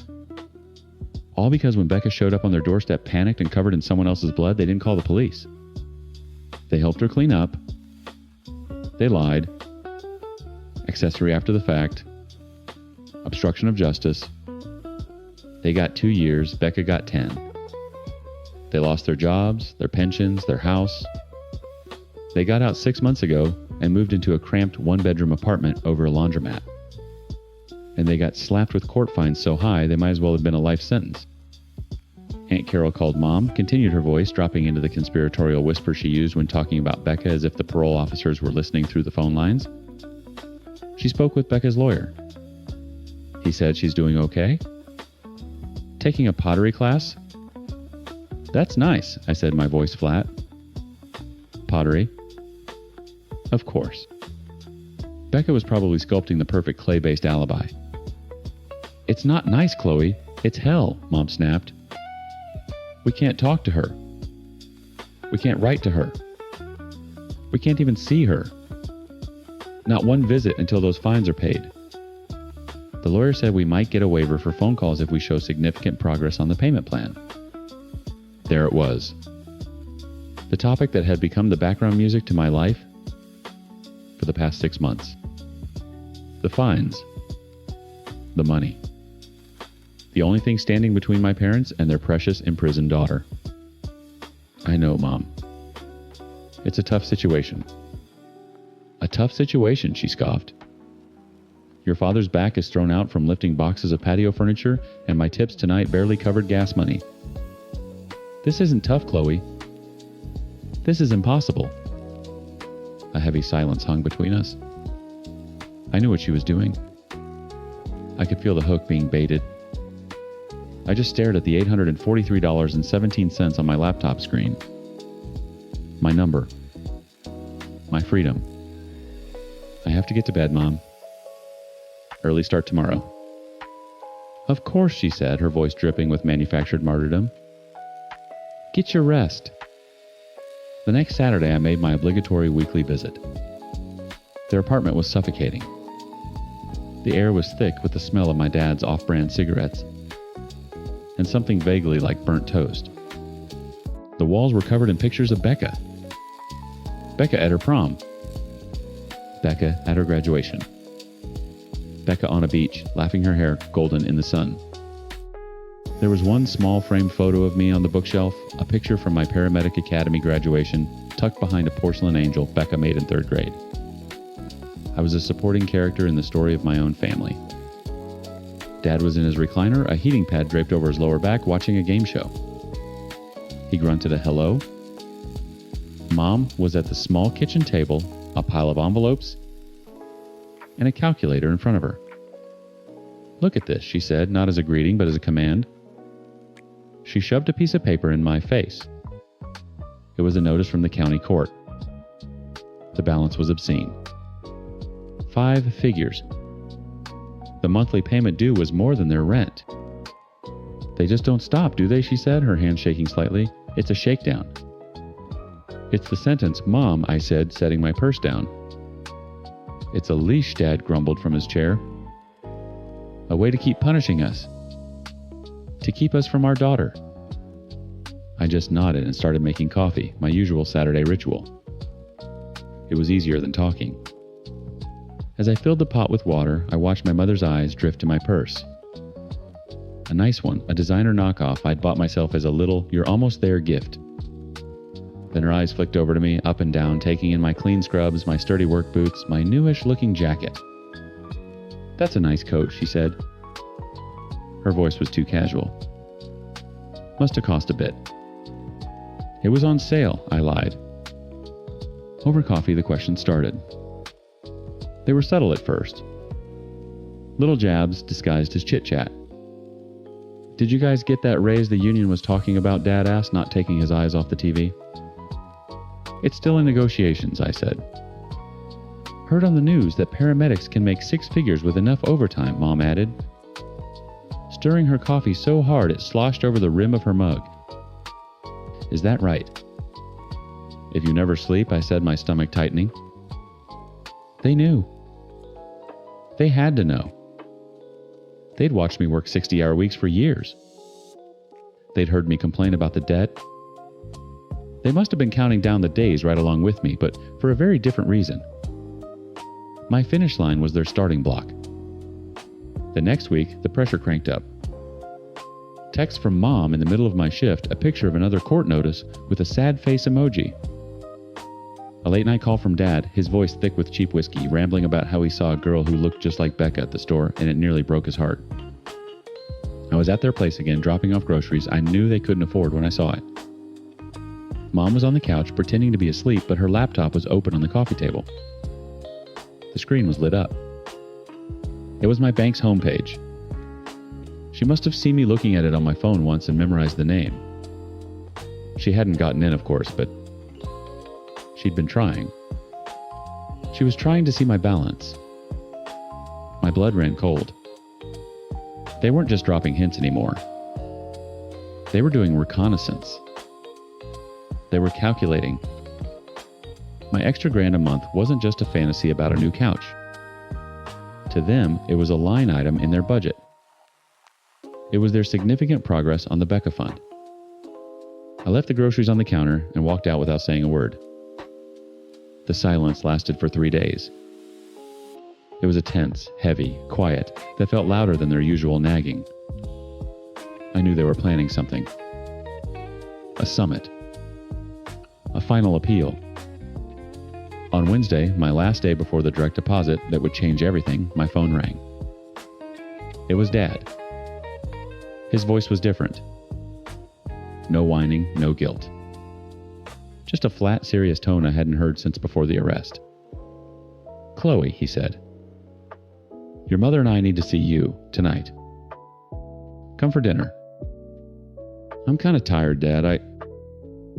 It's not a request, he said, cutting me off. The words were quiet, but they hit me like a slap. We've been talking. We have a solution. The drive over was short, but my stomach twisted itself into a series of increasingly complicated knots. A solution. My parents didn't find solutions. They created problems and then expected me to manage the fallout. I walked up the rickety stairs to their apartment, the air already smelling like stale desperation and burnt onions. They were sitting at the kitchen table side by side, facing the door like an execution squad. My dad had put on a collared shirt and my mom had a printed out spreadsheet next to her coffee cup. This was an ambush meticulously planned. Sit down, Chloe, my mother said, gesturing to the empty chair opposite them. I didn't. I leaned against the counter, crossing my arms. It was a small act of defiance, but it was all I had. My dad cleared his throat. We know things have been tense. He began the words, sounding rehearsed. And we know we've put a lot of pressure on you. So we made a plan. Mom cut in, tapping the spreadsheet. She was the numbers person. A family plan. We've done the math. Based on your paramedic salary minus your rent, utilities, and a generous estimate for groceries and gas, and factoring in the conclusion of your student loan payments. She took a breath, her eyes glinting. You'll have a surplus of approximately $1,050 a month, starting this Friday. I felt my blood run cold. She had calculated my life down to the dollar. The minimum payment on our fines is $750. She continued, sliding the paper across the table towards me. If you give us $800 a month, we can cover that and have a little left over to show the parole board we're making significant progress. In a few months, maybe 6, they'll grant the waiver for phone calls. We'll be able to hear Becca's voice again. Her voice cracked on Becca's name. It was the kill shot. The guilt bomb she'd been perfecting my entire life. My father just nodded along his face, set in grim agreement. This was it. The solution. I was the solution. My future, my breathing room, my one goddamn new couch was their ticket back to their golden girl. They looked at me, their expressions a mixture of hope and stern expectation. They weren't asking. They were informing me of my new financial obligations. I stared at the spreadsheet at the neat little columns that laid out my life for their consumption. I thought of the extra shifts, the meals I'd skipped, the times I'd glued the sole of my boot back on because I couldn't afford a new pair. All of it leading to this moment where the fruits of my labor were being claimed like a tax. I looked up from the paper and met my mother's eyes. "No," I said. The word hung in the tiny kitchen, seeming to suck all the air out of the room. My father flinched as if I'd slapped him. My mother's face just blanked. What she whispered? "No," I repeated. My voice was quiet, but it felt like the loudest sound I'd ever made. "I'm not giving you my money." "Chloe, maybe you didn't understand," Dad started. "I understood perfectly," I said, cutting him off. "You want $800 a month?" The answer is no. My mother's face twisted from shock into a mask of pure rage. "No, just no. After everything we've done for you?" "What have you done for me?" The question was out before I could stop it. "You mean besides mortgaging your house to pay for Becca's first lawyer, or draining your retirement to pay for her second, or getting yourselves thrown in prison for her? What part of that was for me?" "We are your times, parents' times," she shrieked, slamming her hand on the table. The coffee cups jumped. "We kept a roof over your head. We fed you." "That's the bare minimum," I shot back, my own voice rising. "That's the job description. You don't get a Lifetime Achievement Award for not letting your kids starve." "This is about family," my dad said, his voice a low growl. "This is about helping your sister. Don't you have any loyalty, any heart? She is rotting in there and we can't even talk to her. Your refusal is cruel. It's selfish." "Selfish," I laughed a sharp, ugly sound. "I've worked 60-hour weeks for 6 years to get out of a hole. You want me to jump right back into another one that you and Becca dug and you call times, me, times selfish. My money is mine. I earned it. I bled for it." "It's just money, Chloe," Mom cried, tears of frustration streaming down her face now. "It's paper. This is about our daughter, your sister. You would choose a new couch over letting me hear my baby's voice." "Yes," I said. The word was cold and hard in my mouth. "Yes, I would. Because it's not about the couch. It's about the fact that you see my life, my work, my entire future as nothing more than a resource for you to get back to her." I grabbed my purse from the counter. I couldn't breathe in that room anymore. "You are a disappointment," my father said, his voice flat and dead. A cold, ungrateful disappointment. I didn't look back. I walked out the door, his words chasing me down the stairs. The direct deposit hit my account 2 days later. The balance was higher than I'd ever seen it. I immediately logged into the Sallie Mae site and made the final payment. $843.17. Gone. A pop-up window appeared with digital confetti. Asterisk. "Congratulations, you've successfully paid off your loan." Asterisk. I felt nothing. No joy. No relief. Just a hollow ache in my chest. The silence from my parents was absolute. For 4 days, my phone didn't ring. My message notifications were silent. It was a heavy, vindictive quiet. Then on the 5th day, the text started. Not conversations. Just commands. A text from Mom Times, "You need to fix this." Asterisk. The next day from Dad Times, "Your sister deserves better." Asterisk. Then another from Mom, a single gut-wrenching photo of Becca from her high school graduation, smiling in her cap and gown. Underneath at times. Don't you remember this girl? Asterisk. I started leaving my phone on silent. The guilt was a physical thing, a weight in my stomach that made it hard to eat.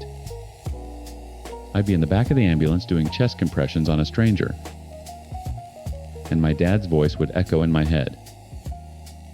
Asterisk. A cold, ungrateful disappointment. Asterisk. Were they right? Was I sacrificing my family for a few $100 extra? But then the anger would come roaring back. The image of that spreadsheet. The cold, calculated way they had portioned out my life for their own ends. They hadn't asked for help. They had levied a tax. Tonight I'm sitting on my couch, the one with the bad spring, staring at my banking app. The money is just sitting there. My money. I could book a flight. I could put a down payment on a decent car. I could do anything. But I feel paralyzed. I close the app and open a web browser. My fingers move on their own, typing into the search bar. I find a forum, a place where strangers pass judgment on the anonymous confessions of others. I start to type. Asterisk. Am I an idiot for refusing to pay my criminal parents' court fine so they can talk to my felon sister? Asterisk. I stop and look at the words on the screen. It hits me then, a realization so sharp and clear, it feels like a physical blow. They weren't asking for help to rebuild their lives. They weren't asking for money for rent or food. They wanted me to buy back their access to the child they actually valued. They didn't see me, their responsible, law-abiding paramedic daughter. They just saw a walking, talking ATM. The key to unlocking the Becca vault. And my one refusal had shown me I was never really part of the family at all. I was just the funding. Story 9. I handed my mom the gift bag. It was small, a little heavier than it looked. Inside, nestled in tissue paper, was a coffee mug that said, "You're not a regular mom, you're a Times Glamma asterisk." Corny, I know, but it was perfect for her. Mark squeezed my hand under the brunch table. I was vibrating with a nervous energy that had nothing to do with the 2 mimosas I'd already downed. Mom pulled out the mug. She smiled, a polite, "Oh, this is cute, honey," kind of smile. Then she saw the little white stick tucked inside. The one with the 2 pink lines that had turned my entire world on its axis. Her face crumpled. It was the good kind of crumpling, the one that comes before the happy tears. "Lily, are you..." I nodded my own eyes, getting misty. "Happy Mother's Day, Mom." She launched herself across the table, all but knocking over the basket of croissants, and wrapped me in a hug that smelled like hairspray and excitement. Mark beamed. For about 5 minutes, it was perfect. It was exactly the moment I had imagined. Then came the hard part. "Mom," I said once we'd all settled back down. "Listen, this is really, really important. We are so excited to tell you. But we're only 8 weeks along. We are not telling anyone else until we're past the first trimester." Mark jumped in. "And we really want to be the ones to tell people you know, in our own way, in our own time." I looked her straight in the eye. "So please, this stays between us. No Facebook, no calling your sisters, nothing. Can you promise me?" "Oh, honey, of course," she said, waving a dismissive hand. "My lips are sealed. This is your news. I get it. I should have known then." The way she said, "Your news" had an unspoken but it's times, my times, grandbaby attached to it. The first crack in the dam appeared 2 days later. My phone buzzed with a text from her. It was a screenshot of a conversation with her best friend Susan. "Susan, any news?" Mom times. Can't say anything official. "But you might want to start knitting some booties." Triple oak asterisk. My stomach dropped. I immediately called her. "Mom, what is this? We talked about this." "Oh, Lily, relax. It's just Susan." I had to tell someone times I was bursting. Besides, I didn't really tell her. I was just hinting. It's totally different. It was not totally different. Mark just sighed when I told him. Well, the secret's out to Susan. Let's just hope your mom can hold it together for everyone else. He was giving her more credit than she deserved. On Friday, my phone rang. Aunt Carol's name flashed on the screen. My mom's older sister. The family gossip hub. I knew before I even answered. Hi, Aunt Carol. Lily, honey, I just heard the wonderful news. Your mother told me. A baby. I'm just so thrilled for you. When are you due? Do you know what you're having? My blood ran cold. I mumbled some non-answers, thanked her for her call, and hung up my hand shaking. I texted Mark a single, frantic line times. Aunt Carol knows. Asterisk. He called me instantly. Okay. This is not okay. She promised Mark. She looked me in the eye and promised. I know, babe. I'm going to call her. Right now. We need to shut this down. I listened on speaker as Mark, in his calmest, most diplomatic voice, laid it out for her again. He was firm, but kind. He explained how hurt I was, how we felt our trust had been broken, and how this was the last warning. No more people. Period. My mom was a waterfall of apologies. I am so sorry. I just got carried away. Carol called me and I was just so excited it slipped out. It won't happen again. I swear on my life. I'll be a vault. A vault. Right. For a week, there was silence. Blessed, wonderful silence. I started to relax. Maybe she'd finally gotten the message. Maybe the double-barreled talking to from both me and Mark had worked. We started planning how we'd tell my dad and Mark's parents. We bought a little onesie to give them, made a whole plan. We were taking our moment back. Then I woke up on a Saturday morning to 37 text messages. They were all variations of the same thing. Asterisk. Oh my God, Lily, congrats. Saw your mom's post, asterisk. Asterisk. So excited for you guys. Why didn't you tell me asterisk? Asterisk. Grandma to be is so happy. The picture is adorable. Asterisk. My heart hammered against my ribs. I fumbled with my phone, my fingers suddenly clumsy, and opened Facebook. And there it was. It was the first thing on my feed. My mother had tagged me in it. Tagged Mark. Tagged my sister, my dad, about 15 cousins. It was a picture of our ultrasound photo, the one I had sent her privately just for her, plastered next to a selfie of her beaming, holding up the Glamma mug. The caption was a novel. Some things are just too wonderful to keep secret any longer. My beautiful daughter Lily and my amazing son-in-law Mark are giving me the best gift I could ever ask for. I'm going to be a grandma, feeling so blessed, and can't wait to spoil baby Henderson rotten. Get ready for a whole lot of grandma posts from me.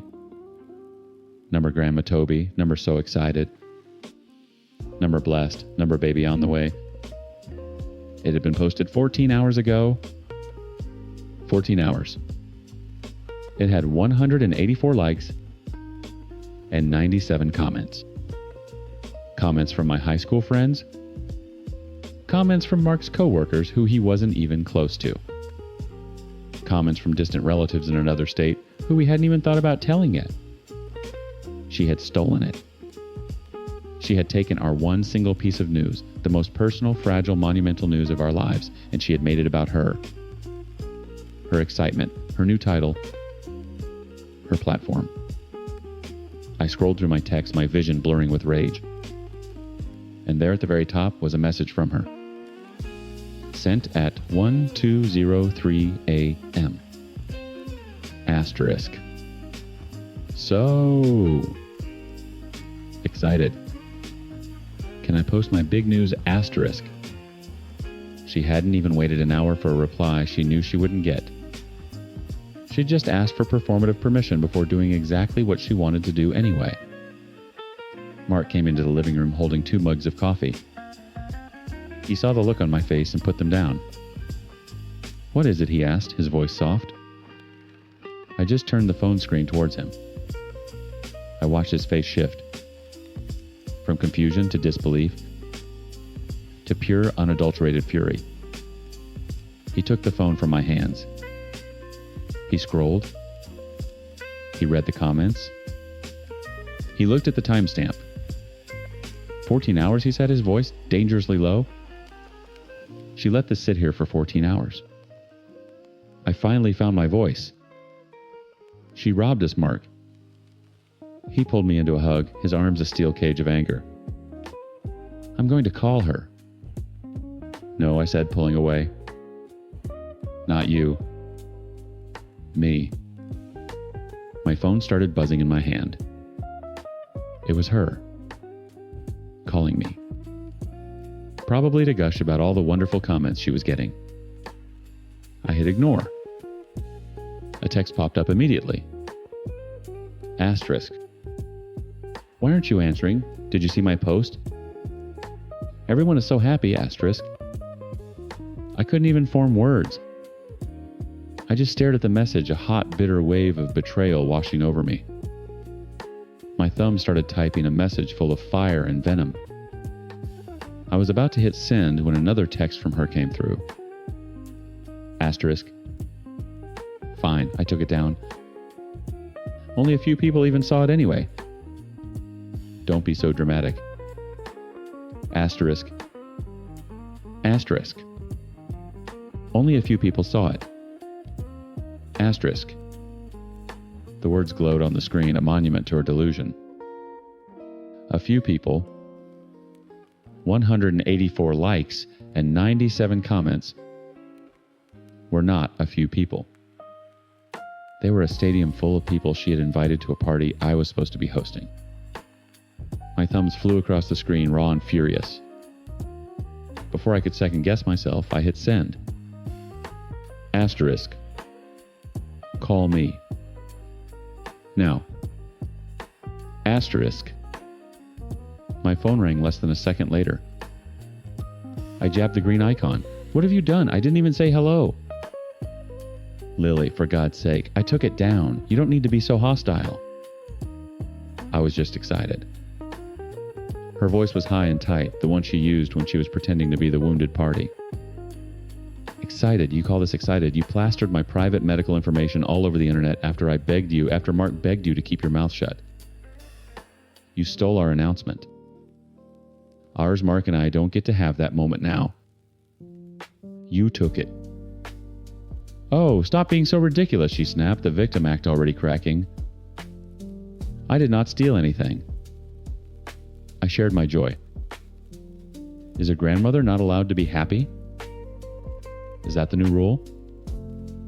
I have to hide my feelings so I don't offend your delicate sensibilities. My delicate sensibilities. Mom, this isn't about your feelings. It's about my pregnancy, my baby, my husband, and me. It's about our explicit request for privacy, which you have stomped all over every single chance you got. First with Susan, then with Aunt Carol, and now this grand finale of disrespect. Disrespect, she shrieked. You want to talk about disrespect? You're a bully, Lily. You've always been a bully. You get one little thing you want, and you hold it over everyone's head. You are denying me the joy of this. This is happening to me, too. I actually laughed. It was a cold, sharp sound that held no humor. This is happening to you. Are you the one who's going to be up all night with a screaming baby? Are you the one whose body is currently being hijacked by a tiny parasite? No. You are not. You are a supporting character in this story, Mom. And you need to learn your role. There was a choked sound on the other end of the line. I can't believe you. You are the most selfish person I have ever known. Good, I said, my voice dropping to a low, dangerous calm. Let me be very clear so that you don't get confused again. I stood up and started pacing, Mark's worried eyes following me. You have proven that you cannot be trusted. You have shown me that your need for attention is more important than my feelings, my privacy, and my trust in you. I'm hanging up, she said, her voice wobbling. I will not be spoken to like this. No, you'll listen, I commanded. And then I'll be done. The line was silent. I took a deep breath. This stops now. The texts to your friends, the calls to your sisters, the goddamn Facebook posts. All of it. From this point forward, you don't share anything about me, my husband, or my child with anyone unless you get my explicit permission. Not a hint, not a whisper. Nothing. Do you understand? More silence. I need to hear you say you understand, Mom. This is insane, she whispered. Okay, I said, my patience gone. You're right. This is insane. I hung up. My hands were shaking. Mark was there in an instant, wrapping his arms around me. I heard he said into my hair, "Good for you. I'm so proud of you." I just nodded, burying my face in his chest. But I wasn't done. I pulled away, grabbed my phone, and opened my text with her. I had to put it in writing. I had to make it permanent. Asterisk. Since you seem to have a hard time understanding me on the phone, I'll type it out for you. Your behavior was unacceptable. You have the emotional maturity of a 5-year-old who needs to be the center of attention at all times. But this is not your party. A soon-to-be mother trumps a soon-to-be grandmother every single time. Asterisk, asterisk, I, asterisk, asterisk, am the priority now. My husband is the priority. This baby is the priority. Your feelings and your desperate need for likes on social media are so far down the list they don't even register. If you cannot learn to respect my boundaries, then you will not be a part of this. We will cut contact. This is your one and only warning. The absolute last one. Draw your line in the sand, and I'll draw mine. Asterisk. I sent it. The little delivered receipt felt like the final thud of a gavel. I showed it to Mark. He read the whole thing, his expression grim. He looked up at me and nodded slowly. Okay, he said. The line is drawn. An hour later, my sister Sarah called. Lily, what did you do? She asked, her voice a stressed-out whisper. Mom is hysterical. She called me sobbing, saying you threatened her. I set a boundary, Sarah. One, she has repeatedly proven she's incapable of respecting on her own. I know, and you're right. She was completely out of line with the Facebook post. It was awful. But your text? I mean, did you have to be so harsh? You called her a child. Was I wrong? There was a pause. No, she admitted quietly.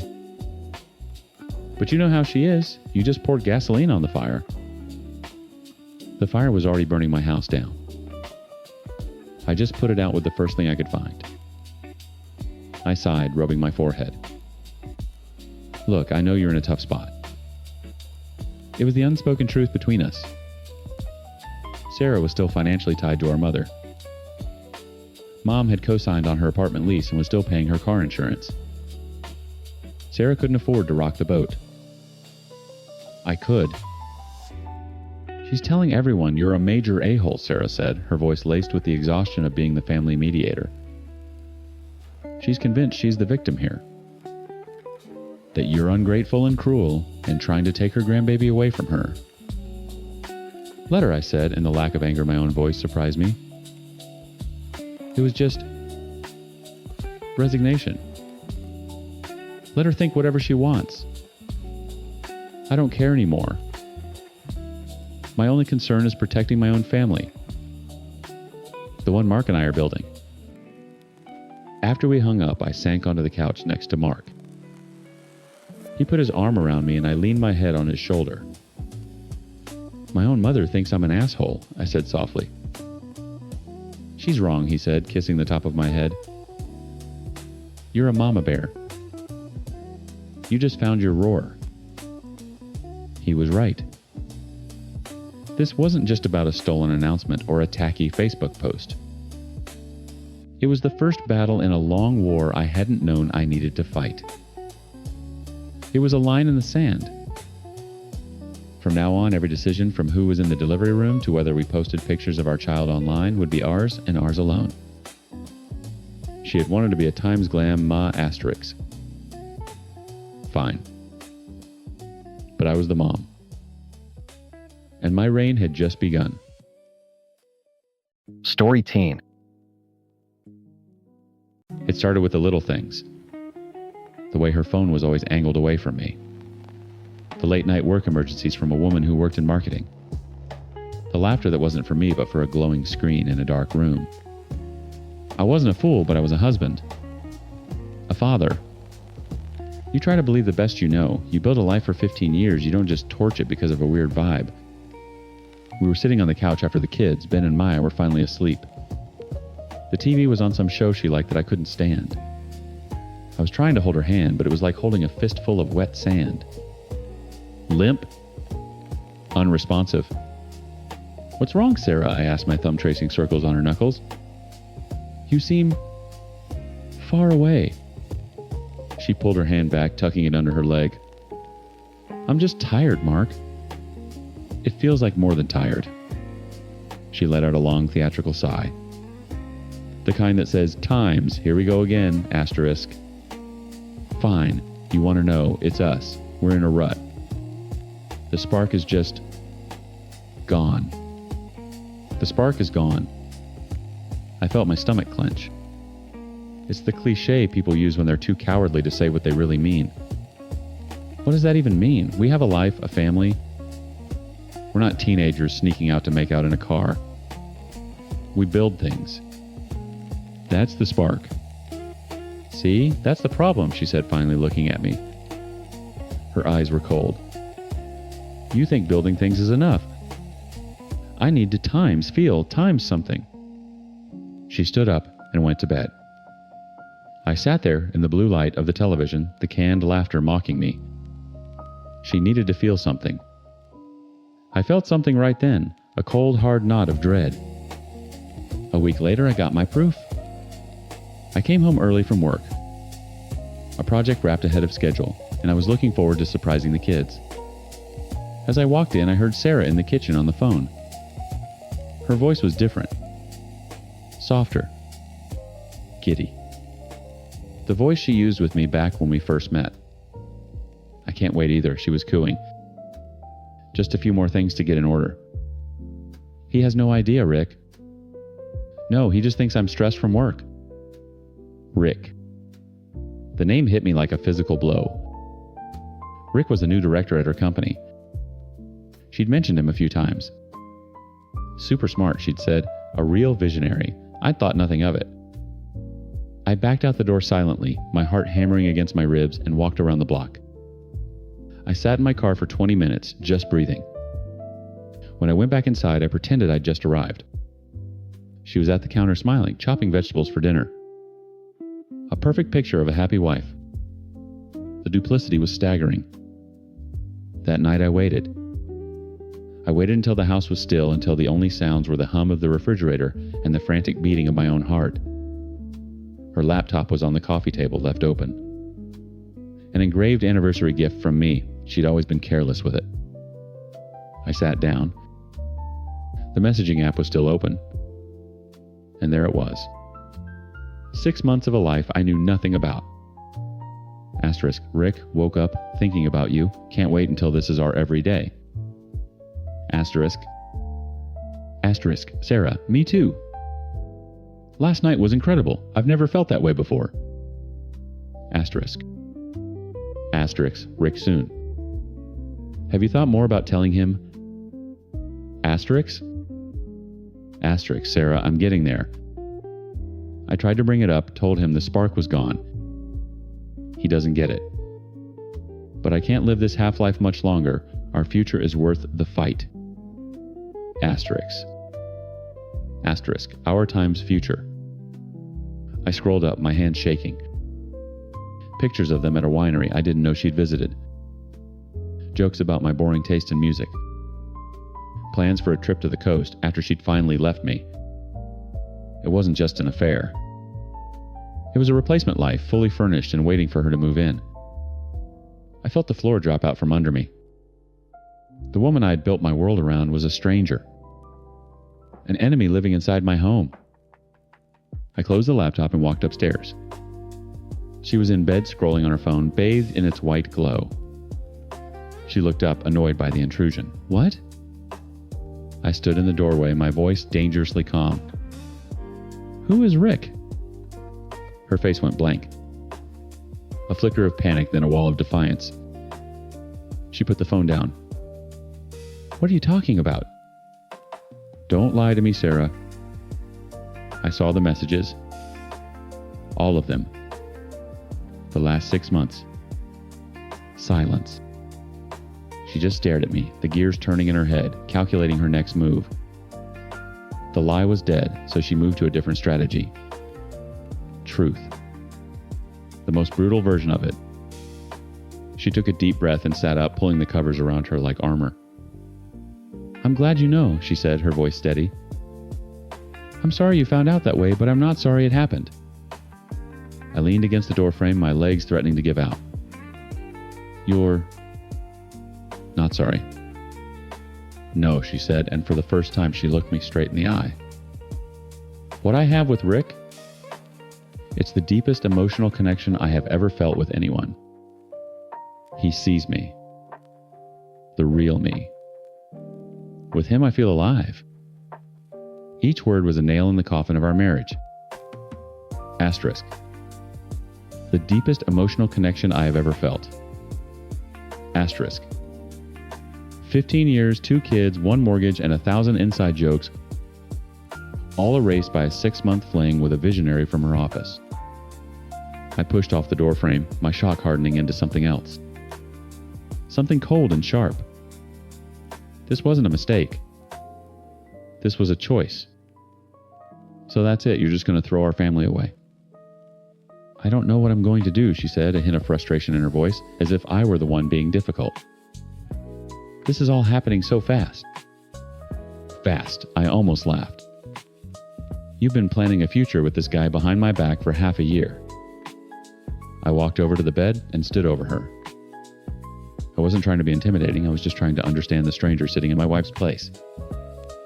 If there's any part of you that wants to save this marriage, any part at all, you'll do one thing for me. Right now. She narrowed her eyes, suspicious. What? Pick up your phone, I said, my voice low and even. Text him. Tell him it's over. That you made a mistake and you're choosing your family. Do it right here, right now, in front of me. This was it. The test. The one single action that could prove there was something left to salvage. She looked from me to her phone, then back to me. A sneer twisted her lips. You want to watch me, to control me. She shook her head, a bitter, dismissive laugh escaping her throat. God, you really are a controlling a-hole, aren't you? That was it. The moment the bomb, which had been ticking for 6 months, finally detonated. A controlling a-hole. Me. For asking the woman who'd shattered my life to prove she wanted to fix it. In that second, any lingering hope I had for reconciliation turned to dust. I didn't say another word. I just turned around, walked downstairs, grabbed a pillow and a blanket from the linen closet, and slept on the couch. The next few days were a masterclass in psychological warfare. She alternated between icy silence and saccharine sweet attempts at normalcy. Do you want me to pick up your dry cleaning, she'd ask, as if we hadn't just had a marriage-ending conversation. She was trying to rug sweep the whole thing to wait me out until I just forgot. The final straw came 3 days later. I walked into the kitchen, and she was leaning against the counter back to me, phone held low. I saw her shoulders shaking with silent laughter. I didn't even have to look. I knew who she was talking to. I just walked past her, grabbed my keys, and went to my car. I sat there for a minute, the engine off, and made 2 calls. The first was to the best divorce attorney in the city. The second was to my sister. She chose him, I said, my voice cracking for the first time. I'm on my way, was all she said. That Friday, a man in a cheap suit knocked on our door. I was in the living room with Ben and Maya building a Lego castle. Sarah answered it. Sarah Thompson, he asked. Yes. He handed her a thick manila envelope. You've been served. I didn't look up from the Lego tower, but I felt the heat of her gaze on me. The kids were oblivious. The fantasy was over. The real-world consequences, the ones she thought she was clever enough to avoid, had just shown up on her doorstep. She stormed into the room after the man left the papers, shaking in her hand. You filed, she hissed, her voice low so the kids wouldn't hear. You actually did it. I finally looked at her, my expression perfectly neutral. You made your choice, Sarah. I'm just making mine. Living together during the separation was hell, but I had a strategy. A friend of mine who'd been through a similar meat grinder told me about 2 concepts, the 180 and the gray rock. The 180 was simple, do the complete opposite of what she expects. Stop chasing, stop pleading, stop engaging, just detach. The gray rock method was my defense become as boring and unresponsive as a stone. It worked better than I could have imagined. I stopped asking about her day. I gave one-word answers to her questions. I focused entirely on the kids and myself. I started waking up at 5 a.m. to go to the gym before work. I reconnected with old friends for beers. I took the kids on weekend hikes. I was building a new life right in front of her, and my indifference was like acid to her ego. Where were you last night? She'd demand when I came home from a late dinner with buddies. Out, I'd say, walking past her to go tuck the kids in. She couldn't stand it. The sad, broken husband she could control was gone. In his place was a calm, confident stranger who didn't seem to need her for anything. Her affair partner Rick was her fantasy future. I was supposed to be her stable, predictable present. By refusing to play my part, I broke the entire dynamic. She wanted a quick, clean exit to her new life, and my lack of drama was actually helping her get it. The divorce negotiation was brutally efficient.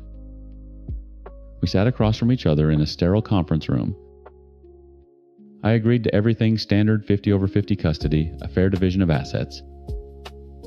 No fighting, no bitterness, I just wanted it done. She looked at me, confused, expecting a war. She didn't realize that my fight wasn't with her anymore. It was for my own future. Her side of the family treated me like a leper. At a school pickup, her mother looked right through me. It stung, but I let it roll off me. They were protecting their own. I had to protect mine.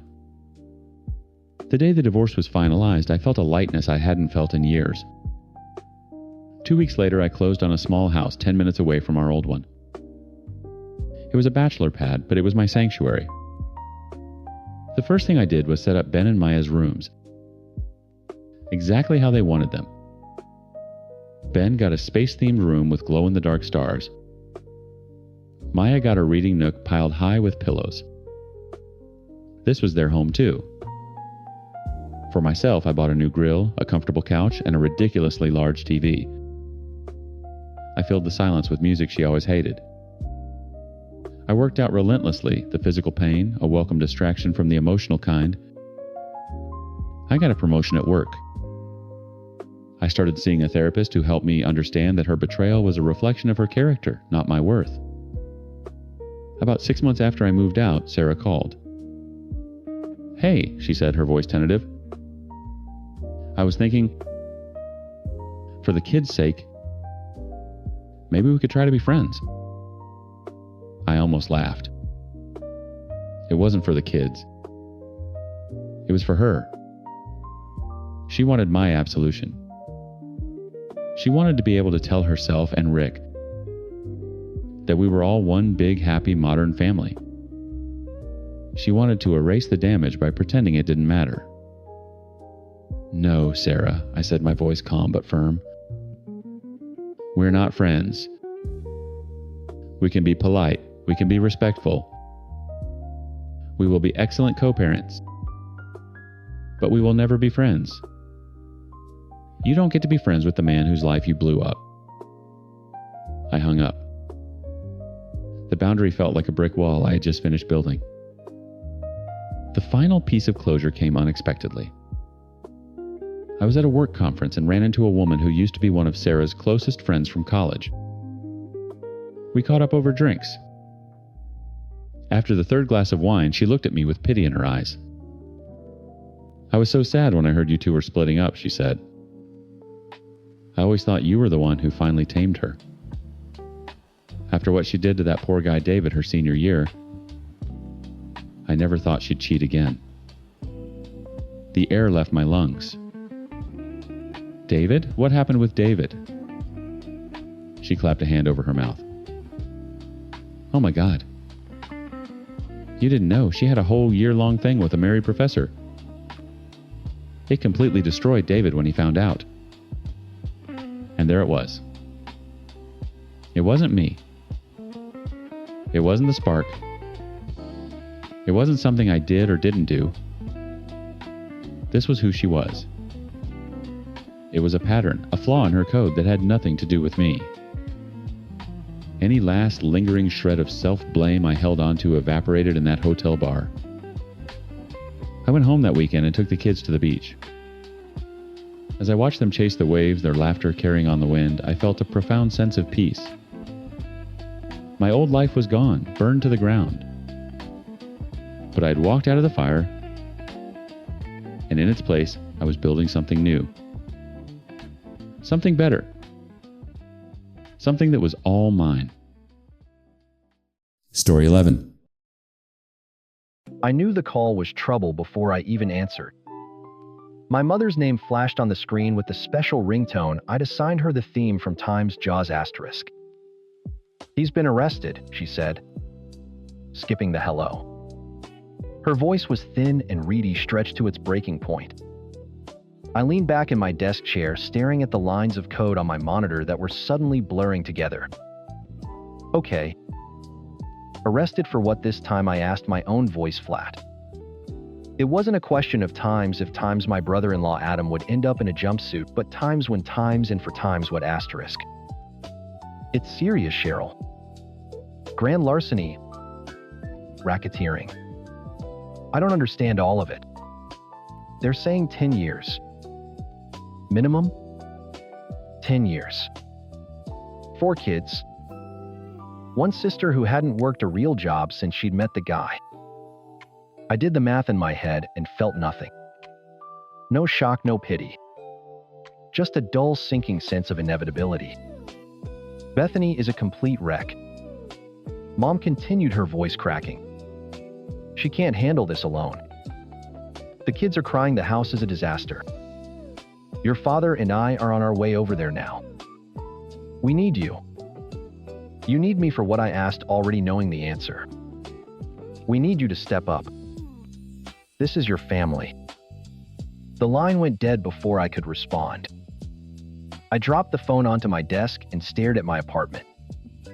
It was a small one-bedroom. I could barely afford my workspace, crammed into a corner of the living room.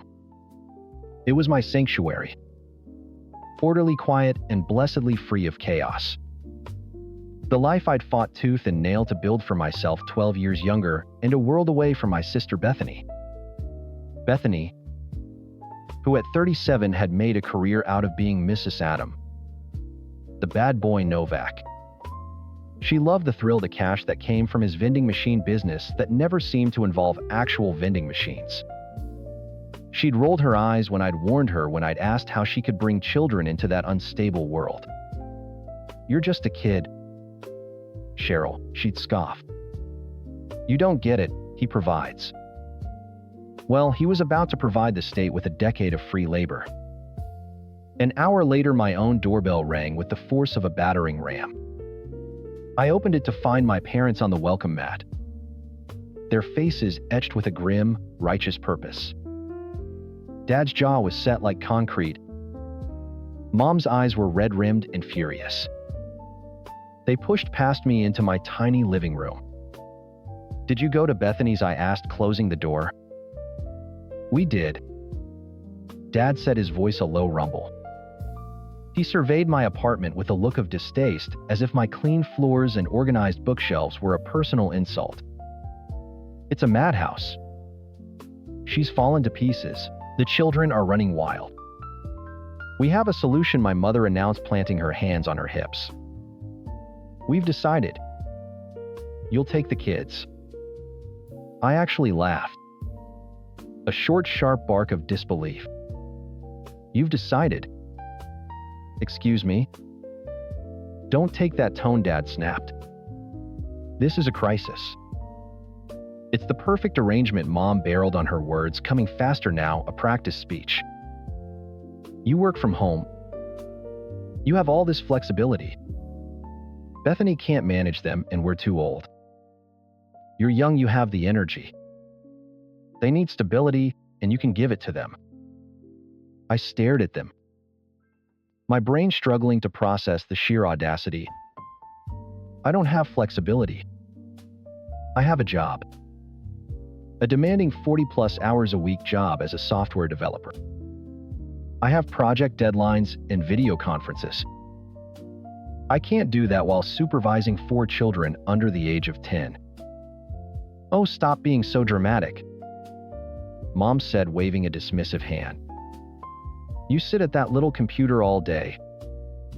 The kids can play. It's not that hard. Women have been doing it for centuries." Women who weren't also trying to code an enterprise-level logistics application. Maybe I shot back, my voice rising. "And what about money? I live paycheck to paycheck. My rent is half my income. I can't afford to feed 4 extra people or clothe them. Or do you expect me to quit my job to become a full-time unpaid nanny?" "It's your family." Cheryl, Dad's voice boomed, shaking the cheap art on my walls. "You make sacrifices for family. This is your duty. It's your sister, your nieces and nephews." "My sister is a 37-year-old woman," I said, my calm finally shattering. I took a step forward, my hands clenched into fists. A grown woman who was warned over and over about the man she married. She knew he was a criminal. She loved the money and the lifestyle, and she never once thought about a backup plan. She never considered what would happen to her 4 kids when this day inevitably came. My mother gasped, placing a hand over her heart as if I'd physically struck her. "How dare you? She's the victim here. Her husband was just ripped away from her." Was he? Or did he finally get caught for the crimes he was so obviously committing? I looked from my mother's horrified face to my father's thunderous one. The dam of my resentment, built over years of watching Bethany's reckless choices get excused and enabled, finally broke. "No," I said, the word coming out cold and final. "The answer is no. I'm not throwing away my entire life and career to clean up a mess I didn't make." I folded my arms, my heart hammering against my ribs, bracing for the explosion. This was it. The moment I finally stood up to them. "This isn't Bethany's mess," I said, my voice dangerously quiet. "This is the life she chose. She's an adult. And these are her consequences, not mine." The silence that followed was heavy and absolute. My mother's face went from shock to stone cold, a chilling transformation. My father's expression darkened, his eyes narrowing into slits. "But signed it." He took a single deliberate step toward me. And I saw something in his face I'd never seen before, not anger, but a cold, calculated fury. He was looking at me like I wasn't his daughter, but an obstacle that needed to be removed. "This is your final chance, Cheryl," he said, his voice dropping to a low, dangerous register. "You will call Bethany. You will tell her you're coming to get the children. You will make the necessary arrangements. It wasn't a request. It was an order from a man who hadn't successfully ordered me to do anything since I was a teenager. And if I don't, I asked, my own voice surprisingly steady. My mother stepped forward, then her face a mask of cold disappointment. If you don't, she said, enunciating each word as if I were a particularly dense child, then you are no longer our daughter. I waited for the sting. The gut punch of familial rejection. It never came. All I felt was a bizarre, chilling clarity. This was it. The transactional nature of our relationship laid bare. My worth was conditional, tied directly to my utility in propping up my sister's disastrous life. Your father and I have discussed it, she continued, her chin high. We'll be changing our will. Everything, the house, the savings, every penny will be put in a trust for Bethany and the children. You will be written out. Completely. I looked at my father's stony face, then back at my mother's. They expected me to crumble, to beg, to see the light and sacrifice myself on the altar of family duty. Instead, a slow smile spread across my face. I couldn't help it. It was a genuine, liberating smile. Okay, I said. My father's eyes widened slightly. Okay. Okay, I repeated, shrugging. It's your money. It was always your money. Do what you want with it. Burn it in the backyard for all I care. But you don't get to buy my life with it. I took a step back, putting more space between us, creating a boundary they had never acknowledged before. I am not responsible for her. I am not setting myself on fire to keep her warm. My answer is still no. For a second, they were both speechless. They had played their trump card, their ultimate weapon, and I had just folded my arms and watched it turn to dust. My mother was the first to recover. Her face twisted into something ugly. You selfish, ungrateful child, she spat. After everything we've done for you. What you've done is enable my sister her entire life. I shot back, the last of my patience evaporating. You taught her that consequences were for other people. Well, congratulations. The bill has finally come due. Now, if you'll excuse me, I have a project deadline. I turned my back on them and walked to my desk, sitting down in my chair and deliberately turning it to face my monitors. I could feel their stunned fury radiating behind me. I heard a sharp intake of breath, a muffled curse from my father, and then the sound of footsteps. The front door slammed shut with enough force to rattle my window panes. And then silence. I sat there for a full minute, staring at the lines of code, my hands hovering over the keyboard. My fingers were trembling. Not with fear, but with a strange, ferocious adrenaline. I'd done it. I had actually done it. The chain was broken. Then the shakes turned into a full-body tremor. I leaned forward, resting my forehead on the cool surface of my desk, and let out a long, ragged breath that turned into a sob. My phone buzzed 10 minutes later. It was my best friend, Maya. I answered on the second ring, my voice still thick. Whoa, you sound like hell. Let me guess, Hurricane Mom and Dad made landfall. I spilled everything. The demand, my refusal, the blunt speech about Bethany's choices, and the final nuclear ultimatum. The disinheritance. There was a moment of silence on Maya's end before she exploded. They did what? They tried to blackmail you into raising 4 kids. Are they completely insane? Apparently, I croaked, wiping my eyes with the back of my hand.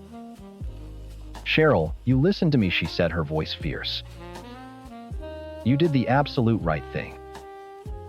100%. This is not your mess. It has never been your mess. For them to threaten you like that, it's monstrous. You stood up for yourself. I'm so damn proud of you." Her words were a balm. A wave of relief washed over me, so potent it made me dizzy. I wasn't crazy. The demand was as insane as I thought it was. Thanks, Maya. I really needed to hear that. Anytime. Now order a pizza. Pour a giant glass of wine and block their numbers for the weekend. Doctor's orders. I felt lighter after we hung up, vindicated. Maya was right. They were being monstrous. I was just defending myself. But the feeling didn't last. Later that evening, I was on a group video call with a few old college friends. The story came out again, this time with less emotion, more of a clinical recitation of the facts. Two of them echoed Maya's outrage, but my friend Sarah just listened, her expression thoughtful. When I finished, she was quiet for a moment. "Wow, share," she said finally. "That's really intense." "Tell me about it," I said with a dark laugh. "I get why you said no, of course," she said, choosing her words carefully. Nobody could just take on 4 kids. But did you have to be so blunt about it? With Bethany, I mean. I frowned. "What do you mean?" "Well, the whole 'these are her consequences' thing," Sarah said, tucking a strand of hair behind her ear. "It just sounds a little harsh. Like you're kind of victim blaming her. Her husband just got sent to prison. Her life is falling apart. She times a victim in this too." The word landed like a stone in my gut. Victim blaming. She's not a victim of a random bus accident. "Sarah," I countered, my voice sharper than I intended. "She married a known criminal. This was always a possible outcome. The most likely outcome, actually." "I know, but..." Still she hedged. "Couldn't you have offered any times help? Like maybe offered to take the kids 1 weekend a month so she can get her life in order? Or helped her look for a job? Saying a flat no and then telling your parents she made. Won her bed so she can lie in it. I don't know. It feels cold." The call ended soon after, but Sarah's words echoed in my head, poisoning the relief Maya had given me. Asterisk victim blaming. Cold. Harsh. Asterisk. I paced my small apartment, the silence that had felt like freedom now feeling like an accusation. I replayed the conversation with my parents over and over. I didn't regret saying no. I couldn't have done it. It would have destroyed me.